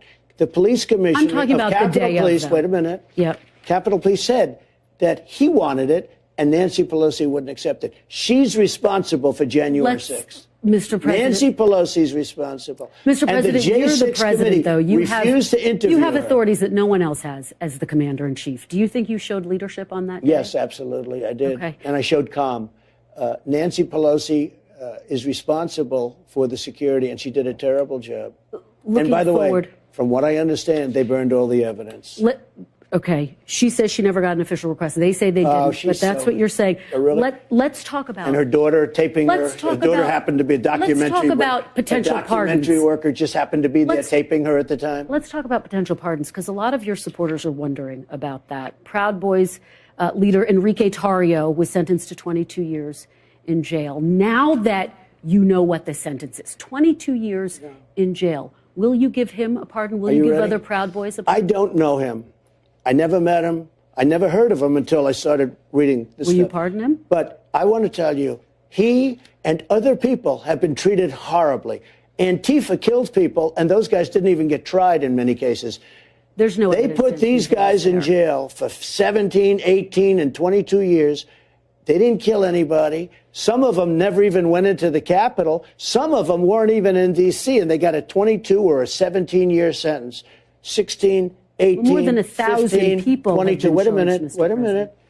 Yeah, 1,000 people. How many people, let me ask you this, how many people were charged for destroying Portland? How many people were charged for burning down the police precinct and the courthouse? Will you pardon him, though? Will you pardon him? In Minneapolis. I'd certainly look at it. I'd look at that, and I'd look at all the other people that have suffered, the J6 people. Mr. President, let me ask you one final question, then let's move on to foreign policy. That didn't even go into the building have suffered gravely. And you have to say one system of justice, right? You take a look. But that's not. Bro, he always says one system of justice, and then literally will be like, and in that system of justice, the Republicans need to be pardoned and the Democrats need to be extra punished. It's the same principle behind, like, you can't prosecute me for withholding classified documents, but you should prosecute Joe Biden for having the classified documents that he immediately gave to the archives. Like, he didn't even fucking do anything. Like, he cooperated with the fucking authorities. Okay? Joe Brandon did. And you know who else did? Mike Pence, which Trump conveniently ignores in the situation. It's so sad that basically zero Democratic politicians have said anything about Stop Cop City protesters who are being charged with domestic terrorism right now by also the same state of Georgia under the same RICO charges, mind you. It is fucking unimaginable. It is insane. It is unjust. And yet, of course, there is no support for it. And there will never be any support for it because that's cops. Cops are untouchable. They're the God Kings. At what's gone on in Portland, they burned down the city. The city is in shambles to this day. The store owners don't even rebuild storefronts anymore. They put up 2x4s. I want to move on to foreign policy, Mr. President. But why do you do that? Why do you give me a horrible question and then you don't let me answer it? You're off to a bad start, I'm telling you. Mr. President, I want to make sure we get to talk about foreign policy as well. But I don't mind. I have all the time in the world. You do? Okay. I have all the time in the world. Why is it that the people, Antifa people, and very bad people that burned down Portland, burned down Minneapolis, burned down so much, New York City, what they did in New York City, and they were barely charged. And yet the people in Washington, in some cases, never even went into the building. They've been persecuted. They've been persecuted. The people who were charged in January 6th, some of them were charged with sedition. Some of them were charged for violating the Capitol. But many of these people have been persecuted. Your supporters? What they've done to them. And they didn't do this to the people that burned down. You take a look at Portland. It's like a burned down hulk of a city, including the federal courthouse. Mr. President, if you were reelected, would you pardon yourself? I could have pardoned myself. Do you know what? I was given an option to pardon myself. I could have pardoned myself when the best part. I left. People said, would you like to pardon yourself? I had a couple of attorneys that said, you can do it if you want. I had some people that said it would look bad if you do it, because I think it would look terrible. I said, here's the story. These people are thugs, horrible people, fascists, Marxists, sick people. They've been after me from the day I came down the escalator with Melania, and I did a great job as president. For the record, the reason why he's not talking about the Kai Cenat situation is because, contrary to yet another instance where like a lot of people on subreddits specifically made it to be the worst possible thing that could have ever happened in the state of New York since 9/11, it was a blip on a fucking radar and it went and passed by. Just like whenever people say me saying cracker is the worst offense, the most racist thing on the entire planet, and it's just a blip that goes by. And that's it. That is just, this is another lesson in not thinking that like everything that you're seeing in your immediate orbit is actually the most significant, most prescient political debate that people have to fucking engage in. Okay? Yeah. It's always incredibly silly, incredibly stupid, and oftentimes you are made to believe it that is a serious fucking subject matter that needs to be discussed. And it's not. And most normal people would never consider it. Weren't you banned? Yes, I was. And virtually everyone outside of the LSF circle and Twitch, and even a lot of people in Twitch, thought it was fucking nutty or hilarious. Okay?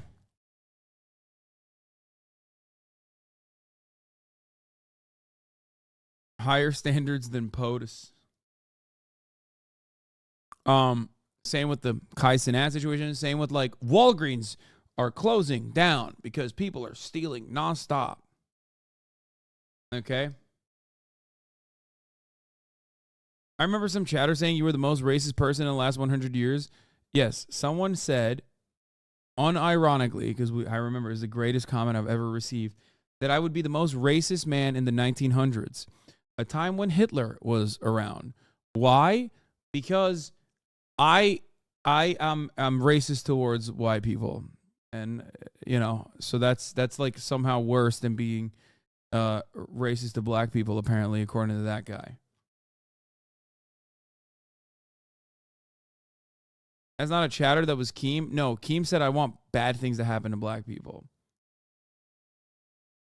People are acknowledged. Great economy, great jobs, great this, great that. Rebuilt the military, Space Force, everything. I could go on forever. Let me just tell you. I said the last thing I'd ever do is give myself a pardon. I could have given myself a pardon. Don't ask me about what I would do. I could have, the last day, I could have had a pardon done that would have saved me all of these lawyers and all of these fake charges, these Biden indictments. They're all They're still saying you'll be on the Nazi side because of your foreign policy takes. I don't know who these they are, but that is pretty funny, especially because I suspect that those people are not USSR supporters in any capacity. So that's relatively odd. You know, anyone that says I'd be on the fucking Nazi side is you know, they deserve to go out the way that Nazis did. Let's be real. They basically said you were the white David Duke. Biden indictments, political. They indicted, they want to arrest their political opponents. Only third world countries do that, banana republics. So, ready? I never said this to anybody. I was given the option. I could have done a pardon of myself. You know what I said? I have no interest in... There's been a lot of recent revisionist history on Molotov-Ribbentrop and claimed the USSR and Nazi Germany were allies. Oh, that's a fucking classic trope. Well, good thing that didn't happen. You know what I mean? We all know that USSR shouldered the most significant burdens of killing Nazis, and we're better at killing Nazis overall. So, even thinking about it. I never even wanted to think about it, and I could have done it. And all of these questions you're asking me about the fake charges, you wouldn't be asking me because it's a very powerful thing for a president. I was told by some people that these are sick lunatics that I'm dealing with. Give yourself a pardon. Your life will be a lot easier. I said I would never give myself a pardon. Even if you were reelected in this moment? Well, I think it's very unlikely. What did I do wrong? I didn't do anything wrong. You mean because I challenged an election, they want to put me in jail? I challenged an election, but I challenged a crooked election. So it's not. It was a rigged election. Right now. I challenged a rigged election, and now I'm going to win for a third time. And I just hope they have better vote counters. Let's move on to foreign policy, Mr. President. I want to talk about the war in Ukraine.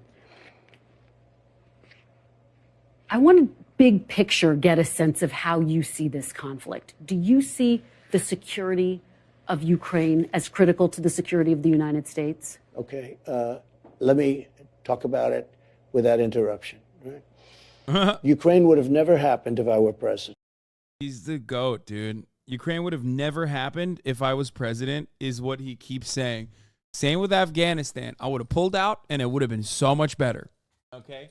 Ukraine would have never happened if I was president. It's like, it's always like, luckily he didn't have to be there, but if he were, it would have been solved. Okay? If this election weren't rigged, Ukraine would have never happened. You would have hundreds of thousands of people, including lots of soldiers, still living. The cities would be flourishing, or at least up. These are cities that can never be rebuilt again, certainly not the way they were. Magnificent buildings, all ripped down like a demolition site. It would have never happened for two reasons. Number one, and most importantly, Putin has a lot of respect for me. And bro, he's a MAGA communist. What he's saying is Vladimir Putin would have had no interest in Ukraine because I wouldn't have allowed NATO to be involved with Ukraine in a way that would like threaten him. That's why him and the MAGA communists are of one mind. He's pushing Z in that regard. Okay? That's what he's saying. Respect. He wouldn't have played games, and I told him, don't ever go in, and he would never have gone in. This was only after I left that this happened. Likewise, President Xi. I do wonder what would have happened if Trump was president during this situation, because like he still supported Ukraine, you know what I mean? And like, it's not like the State Department was operating at the behest of Donald Trump, you know what I mean? Like, he didn't really cover any of that shit. He didn't really give a fuck about that sort of thing. And like, I wonder what would have happened. I wonder what he would have said in retaliation. He would have given up Ukraine because they didn't give him dirt he wanted on Joe Biden? No, because, guys, no shot. Because ultimately, there's no way. Because, like, if it's the military-industrial complex's interest in Ukraine, then no fucking shot. Russia's aggression prior to Trump era benefiting Trump, no fucking shot would he have been able to stop like billions of dollars of weapons being sold and U.S. dollars being used on both ends of that bargain to Ukraine. I don't think that it was like, in my opinion, America doesn't do things specifically because they care about good or evil, you know, bad or right. They do it because there's money to be made for those in our most important manufacturing business, the military-industrial complex. So ultimately, I think that if Putin was slated to invade Ukraine, I don't think Donald Trump could have made enough like assurances that he wasn't going to meddle in the affairs, and he still could have been like, he still could have been interested in it, and therefore Donald Trump could not have stopped arms from being sent into Ukraine. There's no shot.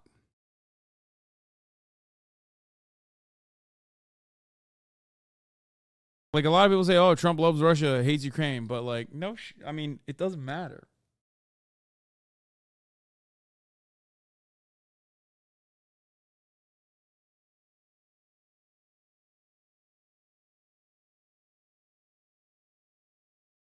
Would never, ever be talking about Taiwan the way he's talking about it right now.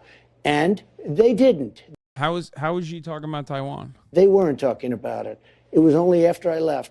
He would have never gone in. Equally as...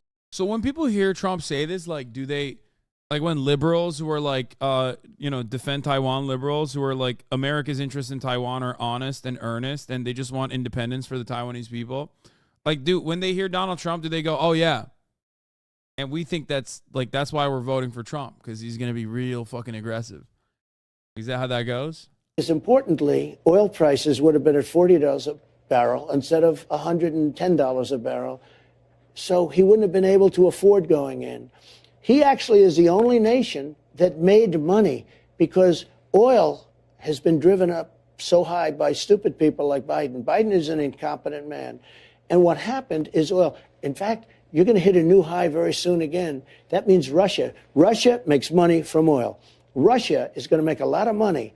And because they're making a lot of money, there's no reason for them to settle other than humanitarian reasons. And let's not assume people are going to be so humanitarian. So Putin would have never gone in because oil was at $40 a barrel, and he wouldn't have been able to afford to have gone in. At $100 a barrel, he made a fortune. And that's one reason. The other reason he wouldn't have gone in is because I said, don't go in. Don't even think about it. Just to that key question, though, Mr. President, do you think that our security, the United States security, is linked to Ukraine's security? I think that Europe has to do more. We're in for $200 billion. They're in for $25 billion. And it affects them more than it affects us. It certainly affects them much more than it affects us. So you do think that it's linked in some way? I think Europe is taking advantage of a stupid president. You've probably... Look, Biden should say to them, you have to equalize. You have to catch up. You know, Europe is about the same size as our economy if you add them all up, add the countries up. It's about the same size. And Biden should say... It's also funny because, like, he criticizes Joe Biden for using the reserves, which Trump correctly did, try to buy a shit ton of oil at like super low prices to really beef up our reserves, right? And of course, Congress said no to him, which is why it's always weird when he claims he actually increased our oil reserves, because he never did it. He wanted to do it, and the Democrats and I guess some Republicans maybe stopped him from doing so when oil was like basically fucking freemium. Okay, it was free 99. And so that was like a weird thing that he talks about. Except Biden then used up the reserves, okay?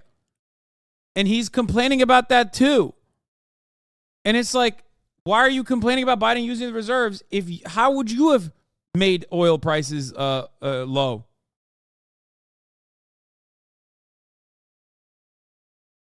How would you have done it then? Like, what are you supposed to do? Is there like a fucking oil price zero button? I don't get it.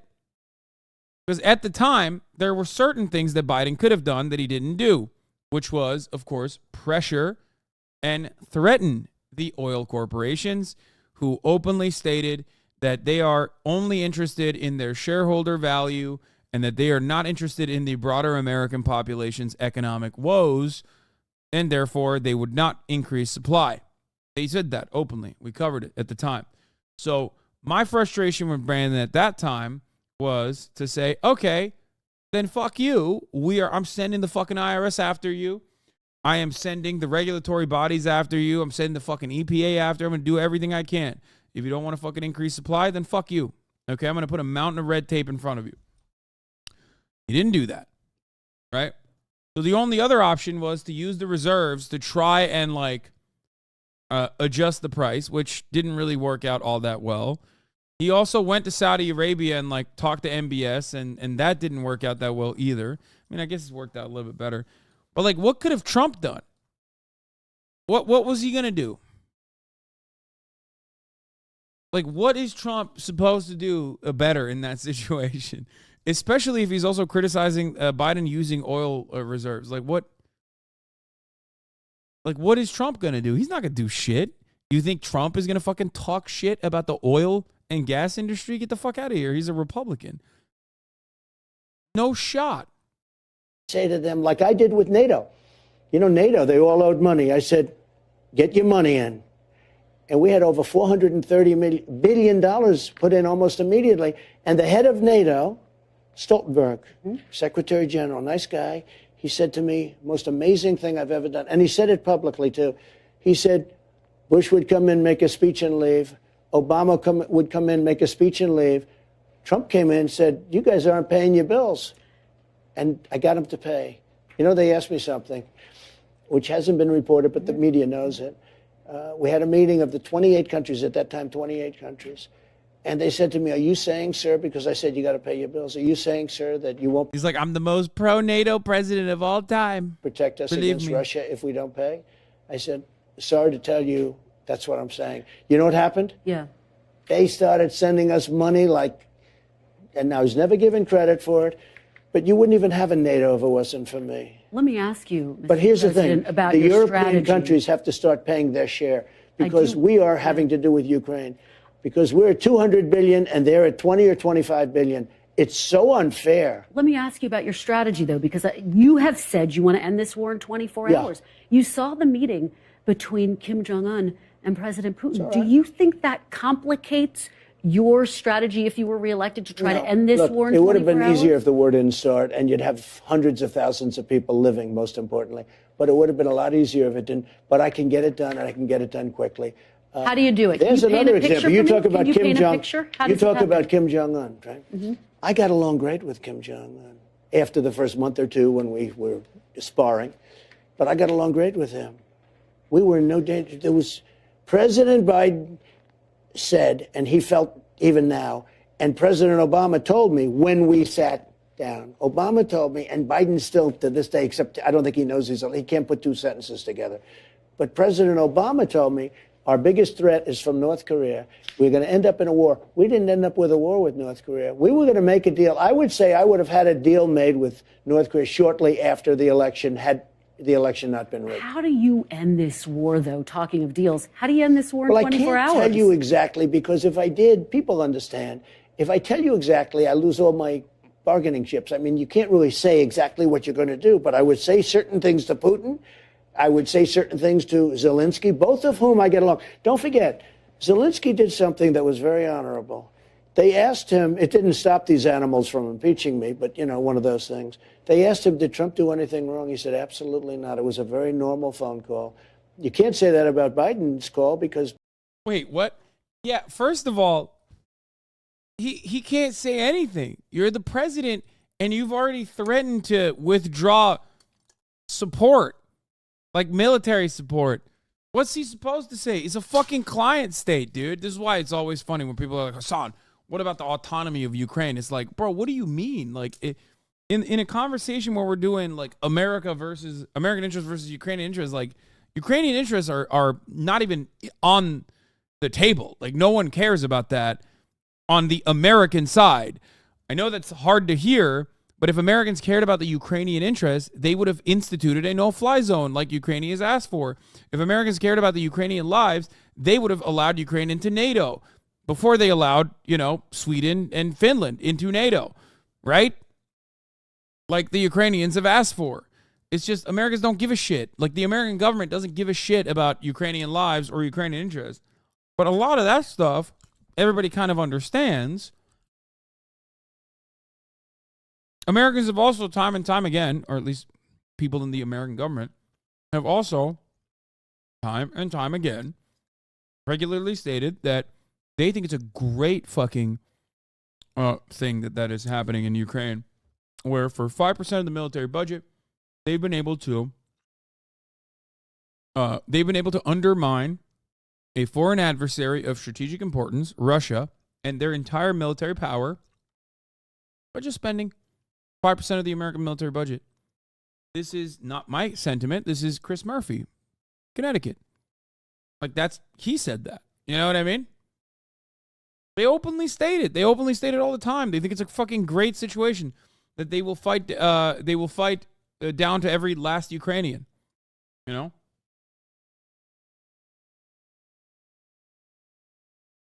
So yeah, forgive me if I don't believe that the American government's interests in Ukraine are genuine, and that Ukraine's interests and the Ukrainian leadership's interests are completely secondary to the conversation, which is why Zelensky will say things like, oh no, at the top of the hour, there isn't a 3-minute ad break.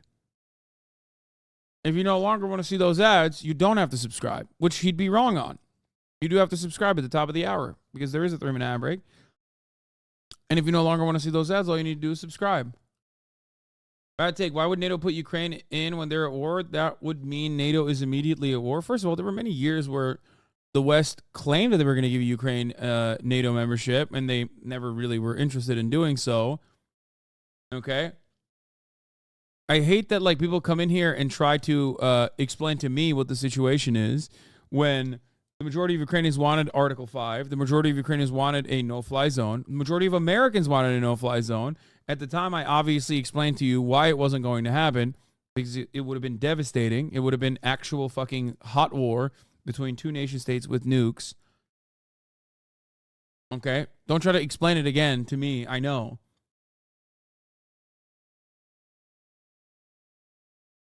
Motherfucker acted like Ukraine applied during the war. What do you mean?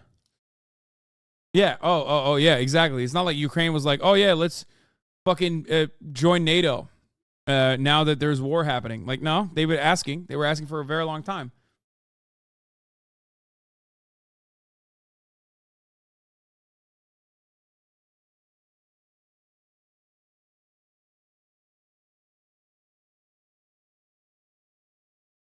Oh God, if we send one big package instead of $5 billion every month for years, this would be over much faster and less deadly. We're giving them a drip feed on purpose. I don't even agree with that necessarily.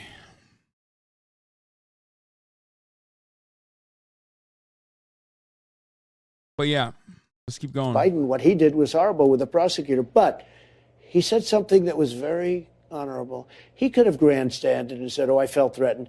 He said that President Trump did absolutely nothing wrong on the phone call. Some people hear you say you're going to end the war in 24 hours, and they worry that means President Putin is going to get to keep the territory he's unlawfully I'd make a fair claimed. deal for everybody. Nope. I'd make Doesn't mean that? Wouldn't be a win for Putin? You know, that's something that could have been negotiated because there were certain parts, Crimea and other parts of the country, that a lot of people expected could happen. You could have made a deal. So they could have made a deal where there's less territory right now than Russia's already taken, to be honest. And you could have made a deal where nobody was killed. They had a deal. They would have had a Ukraine country. Now nobody even knows if Ukraine is going to be totally taken over. I will say this. Something's going on, and it's not good for Ukraine because the news is no longer reporting about the war, the fake news. They don't report about the war anymore. You don't find much reporting. That means that Ukraine's losing, okay? I see very little reporting from NBC, your network. I see very little reporting from NBC, ABC, from CBS, from anyone about the war. It used to be you'd go and you'd watch, even a couple of months ago, you'd watch all of this great strategy. The spring offensive never happened. Ukraine's spring offensive never happened because they were met with a wall of armaments and bombs. President Putin's worried people are losing interest. President Zelensky's worried that people are losing interest in this war. As you're saying, no, I'm just saying, I'm not seeing anything about the war anymore. To me, that means that probably because the press is fake and very discredited, that would mean that, look, here's my attitude on the. I'm going to tell you right now, dude, the Ukraine shit on the Democratic side, if they try to make like, I've said this a couple months ago, and every single time I hear Donald Trump talk about this issue, okay, every single time I hear him talk about this issue, I'm terrified that the Democrats are just going to like throw the abortion conversation away. They're going to throw it in the trash.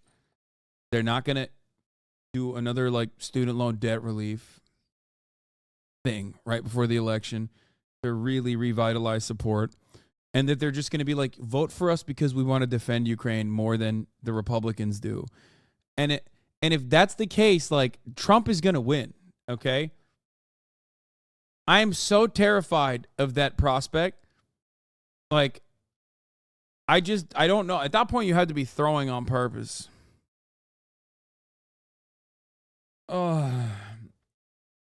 They won't. They're going to be like, abortion rights and Republicans hate books. Yes, I hope, because that is a winning message.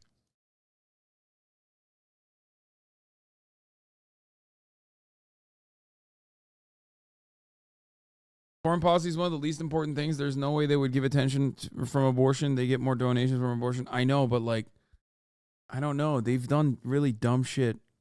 The war. I just want people to stop being killed. You know, I was asked by that ridiculous CNN group during my town hall, whose side are you on? I said, I'm on the side of people stop being killed. I don't want to see people killed. They're being killed by the thousands and thousands and thousands. And that's the side I'm on. I don't want, and you know what? People like that answer, to be honest. And I stay with that same answer. I want people to stop being killed. I want to ask you about something President Putin said about you this week. I don't know if you've seen it. This was very recent. President Putin said, quote, "We surely hear that Mr. Trump says he will resolve all burning issues within several days." Is a winning message, lies aside? Yes. And that's why the media keeps hammering him on it. And it's very fucking annoying. Including the Ukrainian crisis. We cannot help but feel happy about it. What do you make of that? Do you welcome his support? I like that he said that, because that means what I'm saying is right. I would get him into a room, I'd get Zelensky into a room, then I'd bring them together and I'd have a deal worked out. I would get it. I don't think the Ukrainians would agree. On what? Bro, who gives a fuck? We're talking about voting in the American elections. Like, what do you mean? Exactly. Okay, great. Like, that is completely irrelevant to the conversation. Like, what? Yeah, Ukrainians don't vote in the American elections. Like, what do you mean? Maybe I misunderstood what he was responding to. But if you're responding to, like, you know, the American elections and like being the Democratic Party cutting a message about like how much more they're going to protect Ukraine instead of the Republican Party, that's like the easiest way to fucking easiest way to lose the election. You know what I mean? A deal worked out. It would have been a lot easier before it started. Essentially, for 4 years, I kept them from doing anything because, you know. Oh, unless you're talking about Ukrainians won't agree to a deal with Russia. I think that Ukrainians would agree to a deal with Russia if America was the one pressuring them to do the deal, 100%. And if Zelensky was scared of the outside pressure that he was getting from other more nationalist elements in the country, then they would replace him. At this point, Ukraine, understandably, is entirely in the Western sphere of influence. It's over. Any kind of interest that Russia had in implementing like soft power or instituting like or putting in pro-Russian politicians in Ukrainian government, all of that's gone. Why is it gone? Because he's a fucking idiot and he invaded Ukraine and basically killed half of the people that fucking would have maybe been favorable towards Russia on the Eastern Front, which is the part of Ukraine that he fucking invaded. Okay?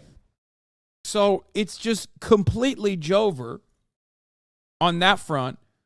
But having said that, it doesn't matter. If America was like tomorrow, if America was like Ukraine, you need to stop, especially now that there is no Russian sphere of influence and no genuine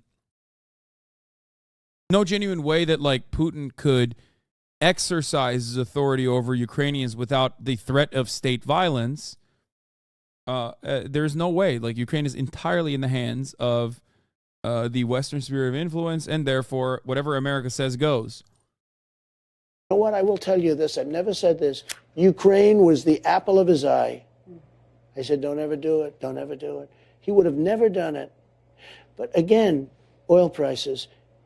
He wouldn't have done it because of me, but oil prices. The prices were so high that he had so much money. Do you think it's unacceptable to support China or Vietnam given how LGBT people are treated there? This is a good one, Chatter. Money. So he had all this money to prosecute the war. The one who drove up the prices was Biden. Given that President Putin has bombed maternity wards, 20,000 kids kidnapped from Ukraine by Russia, mass graves. Yeah. Do you see? There you go. And this is how you know Trump is at least a better reader of the room than the dumbass like pushing Z MAGA communists online who are like, that's all fake news, actually. Okay? Even the guy who everyone says loves Vladimir Putin is at least smart enough not to be like, no, those maternity wards I saw, Steven Seagal went there. Love him, folks. Have you seen him? Big Aikido guy, Steven Seagal. He went there. He said there were no babies in the maternity wards. Okay? No babies whatsoever. He said, actually, the babies that were there were bad babies. Some of these babies, they got bad vibes, folks. You know? Even he knows not to fucking say dumbass shit. So you believe Putin called the strikes on maternity wards on purpose? What? It doesn't have to be on purpose, dumbass. What do you mean? Okay. Do you believe Obama fucking bombed the hospital in Kunduz on purpose? Like it doesn't matter. Yeah, it's the fucking wrong target. Here's a really great way to not do that. Don't fucking invade Ukraine, or don't fucking bomb Kunduz in general. You know? What do you mean? What is the position that you have? That it's okay if it's on accident? If Russia does it? Like, what kind of fucking freak shit is this?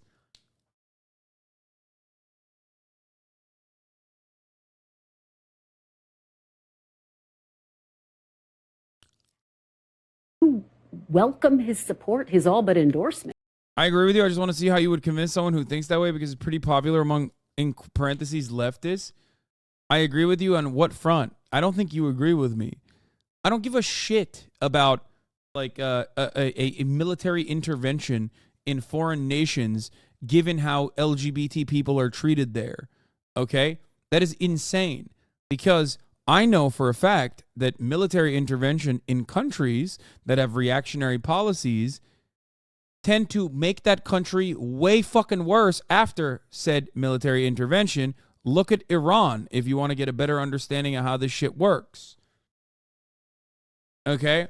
Also, it's not like America has a great track record of aligning itself with people who are totally fucking pro LGBT. Saudi Arabia is one of our greatest allies. Also, what are we doing? Are we going to bomb Florida? Are we going to fucking bomb Florida, chatter? When are we bombing Florida or Tennessee? Like, how about you fucking try to fix America first before, contemplating what kind of intervention we can engage in with Vietnam or whatever the fuck, because you feel like they're not doing enough for LGBT rights. Fix Florida, motherfucker. Okay? Fix the red states where abortion is illegal. Okay? Look, I had a very good relationship with him, and yet nobody was tougher on Russia than me. I stopped Nord Stream 2. You never heard of Nord Stream. He's right. He did stop Nord Stream 2, which is very weird. He did. Biden bombed it, though, so he still wins on that front. Biden blew it up. He stopped it. Biden put it to a permanent end. Nord Stream 2. That was the pipeline until I got involved. I said Nord Stream 2, people that were sophisticated, military people and political people, never heard of Nord Stream 2. I had it ended. The pipeline was dead. Biden came in and he approved it. There was nobody tougher than... Just so he could blow it up. Just so he could blow it up. So he could demoralize his opposition. J.D. Pond Joe making the Hitlerite Germans freeze. Joe said permanent first world genocide. Yeah. He said Americans living in the imperial core. I'll show you what labor aristocracy means. Get back to work, Jack. Oh, yeah? You're going to feel like an Indonesian child working in a factory, but doesn't have enough money to afford the shoelaces that he's putting in the Nike shoes.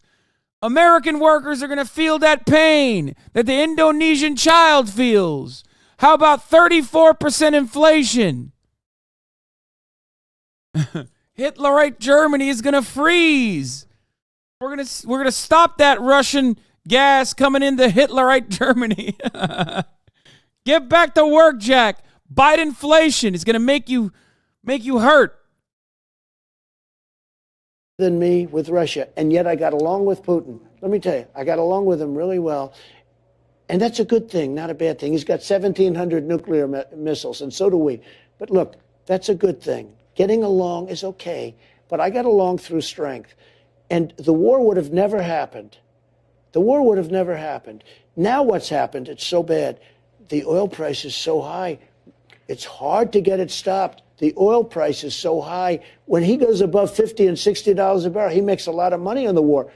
Now, It's a humanitarian thing. It's a lot of different reasons. But I will get that war stopped very, very quickly. I want to talk about another region that you talked about. Let's talk about another region you talked about, China. Ooh. If you were to cut a deal between President Putin and President Zelensky, do you run the risk of emboldening China to invade Taiwan? No, not at all. Because China, he's another one I got along to. Dude, the media is so nutty, dude. God, I'm sorry.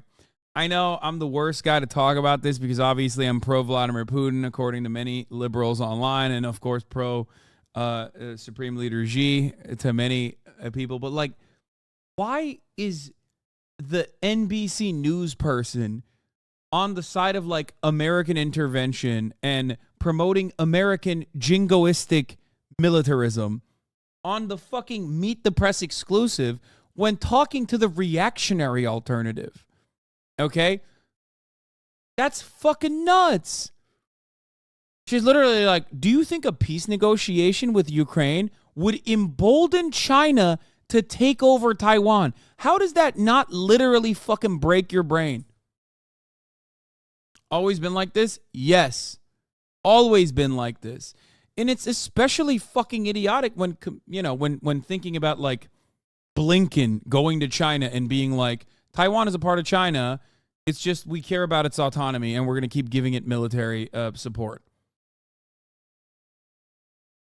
Like they're making it seem a different way than it actually is. You know what I mean? They don't even talk about that aspect of it.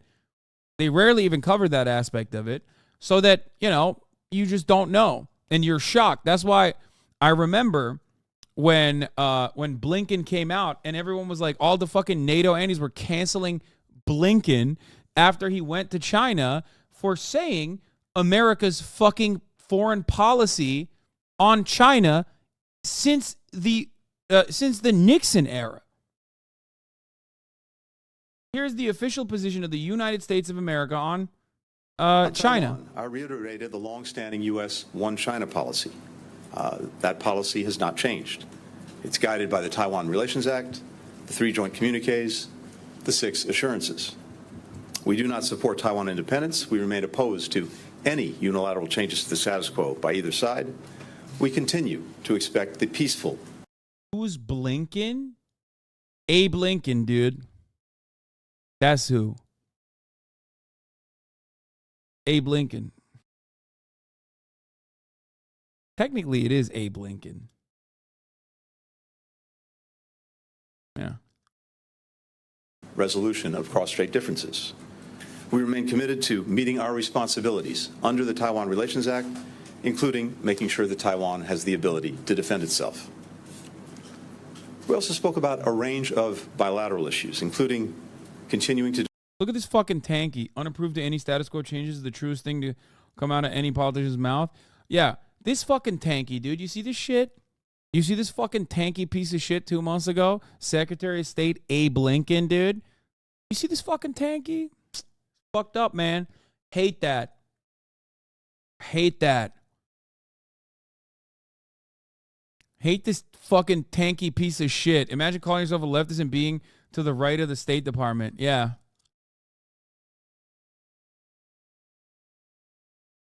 Typical tanky garbage coming out of Anthony Blinken's mouth, dude. I hate the American government that is doing, you know, now is third worldism, actually. The question the media cook up managed to make the State Department look diplomatic by contrast. It's insane. Yeah, because one is, you know, one is a permanent money, one is a permanent money blowing, money printing operation for the military industrial complex. The other one actually has to beg the military industrial complex to fund it. So they have to be way more aggro and way more reactionary.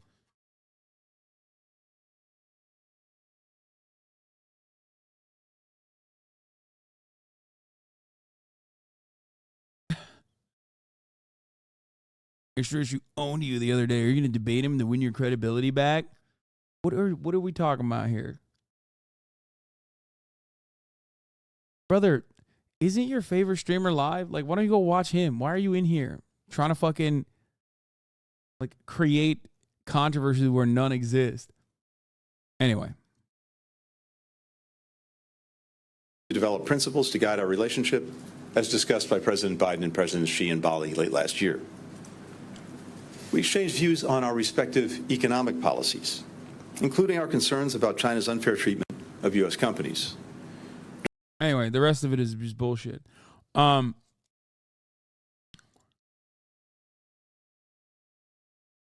Yeah, me and Ethan are no longer doing leftovers. Is over. Dan quit. Ethan quit. I quit. It's Jover. It's never been more Jover than ever before. As adults, as reasonable adults, we cannot have any minor, no matter how minor, we cannot have any disagreements whatsoever on any issues. It's done. Till we had the China virus come in. Once COVID came in, okay, once it was like, you know, I made a great trade deal with China, one of the greatest deals ever made for the farmers and for the manufacturers. $50 billion a year is a great deal. I don't even talk about it because once COVID came in, it was like, I didn't want to talk about anything. I was a much different person. What happened to this world, not our country, the whole world, what happened with COVID, and it just shouldn't.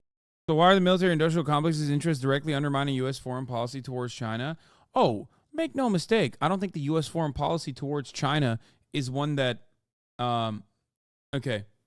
I don't think the U.S. foreign policy towards China, like the way that Blinken is representing it there, is the same as how they're actually acting. Yes, the United States has what they call strategic ambiguity, which is, to the layman, lying. That's what they do. They are like, oh, we think that it's one China. Taiwan is a part of China, Chinese Taipei, but also they keep giving money and support and weapons to Taiwan. It's just simply that they no longer recognize the entirety of mainland China as belonging to Taiwan and the Taiwanese government being the true ruler of China in the way that it was originally designed in its inception. That's simply what it is.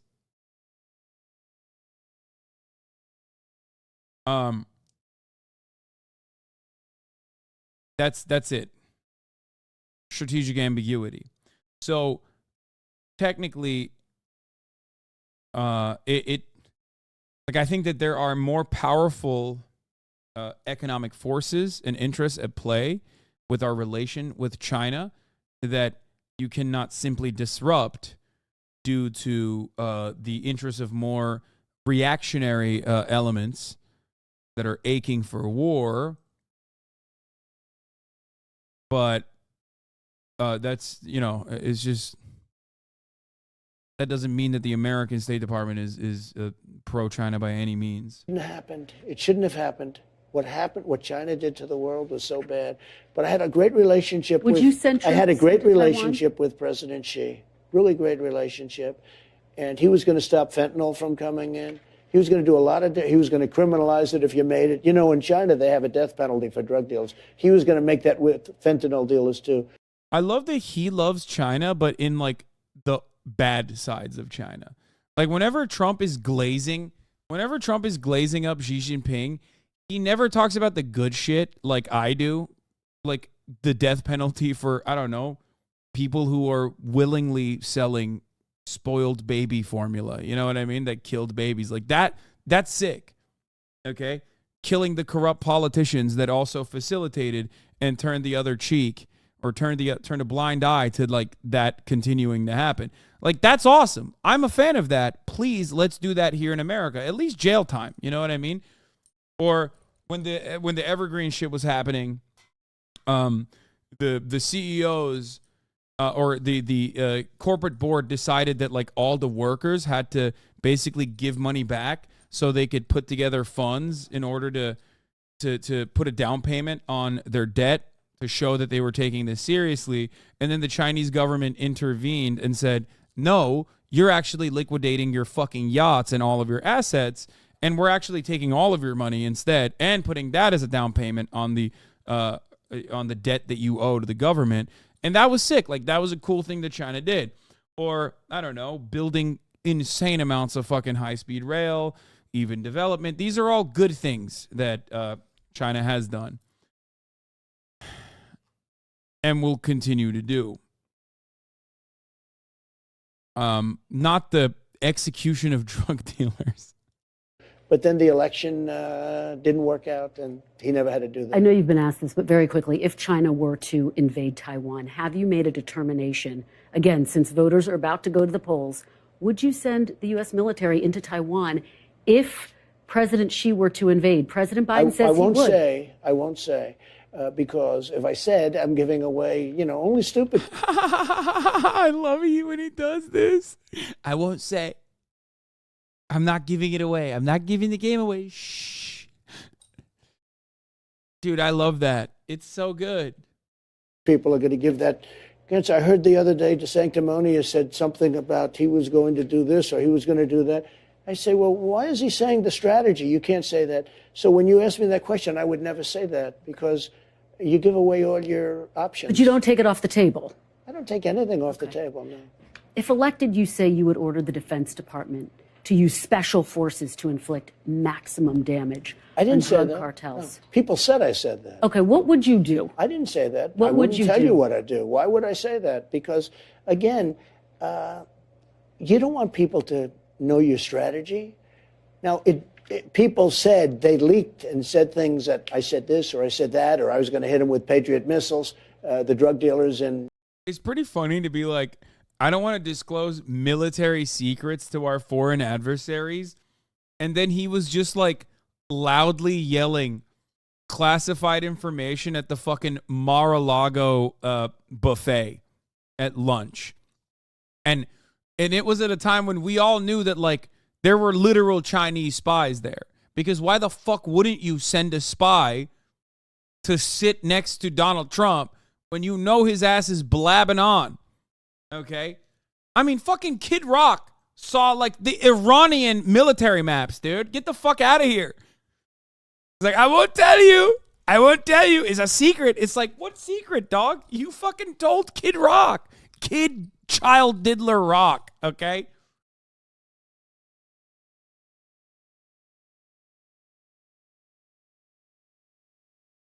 He tweeted out before unseen spy satellite capabilities, the flags. I respect it. Mexico. But I will say, and horribly, that they kill 250,000 people in the United States every year. You never hear that number. You hear 100,000. I think it's much more. They destroy families because when you lose a son or a daughter to fentanyl, or a wife or anybody else, but when you lose a... By the way, I'm not like here. Mar-a-Lago, a magnet for spies, officials warn after nuclear file reportedly found. Former intelligence chiefs say national security officials are shaking their heads at what damage might have been done.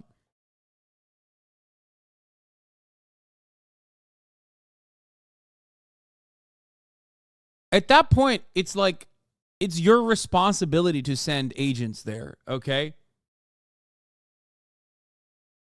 I'm sorry. It's fucking ridiculous. Like, it's just free information. Why wouldn't you do that? Why? Like, what the fuck? A son or daughter, your life is destroyed. Their lives are destroyed. They've destroyed so many families. It comes through Mexico. Mm-hmm. Something's got to be done. If we were in war, we wouldn't lose 250,000 people. We're losing more people than you lose in just about any war that we've ever had. And we lose them on a yearly basis. Something has to be done, and it has to be done fairly quickly. Ron DeSantis says he's in this race to finish the border wall. What do you say to that? Well, I built voters? 500 miles of border wall. It was great. It was just what as you know, the Border Control Board and everybody else, Border Patrol. I had them in my office. We were going to do concrete plank, 40 feet high. They didn't want that. They wanted you see-through. They wanted to be steel, concrete, and rebar. I did everything. I gave them the wall that they wanted. We tested it. We had mountain climbers test the ones that's the wall we built.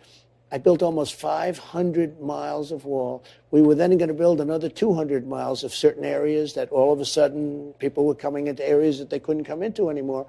And we were all set to do that. It was all bought. And all Obama had to do, all Biden had to do, it could be Obama too, because a lot of people think he's calling the shots, so who knows. But all Biden had to do is go out and put it up. And he not only didn't put it up, he took it off the site and they put it in yards hundreds of miles away so that Texas and Arizona couldn't get it. I had the safest border in history. I had the best border in history. We had the lowest drug numbers for years and years and years, decades. We had the lowest drug numbers. We had the lowest human trafficking numbers. We had the least number of people coming across. All he had to do is go to the beach like he does all the time. If he went to the beach and didn't do anything, we'd have a great border right now. Final question, Mr. President. You have met with prime ministers, kings, queens, dictators. You've seen it all. As you think about the possibility of a second term, do you still think that democracy is the most effective form of government? I do, but it has to be a democracy that's fair. This democracy is, I don't consider us to have much of a democracy right now. They indict their political opponent. Free speech is shot because the press is very dishonest. Very dishonest, I have to say. Even the way you fight me on simple questions like, the border and this, you fight me so much. And I'm saying, why are you fighting me? When I first ran, the approval rating of the media was very high, and now it's very low. It may be below Congress, which is pretty hard to believe. People understand what's going on.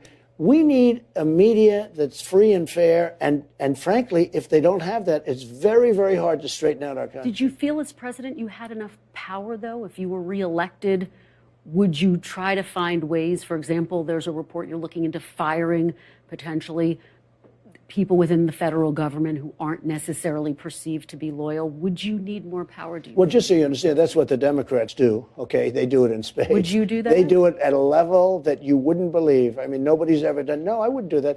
I want great people, whether they're Republican or Democrat. I want great people. But I want people that love our country, not people that hate our country.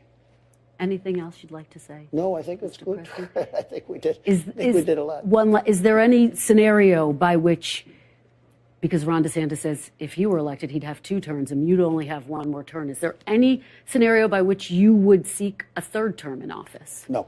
Just so you understand, when DeSantis says that, that means he's not your man. He's not your man anyway because he's a very untalented guy, and he's proven that. He started out, everybody was talking to him. After I worked him over a little bit, he's gone down the tubes. I think he's going to end up being number 3 or 4. He just had a poll today. He was number 4. And by the way, the one that was number 2 was 59 points behind. So, it's very interesting. But when somebody says 8 years, we need 8 years, no.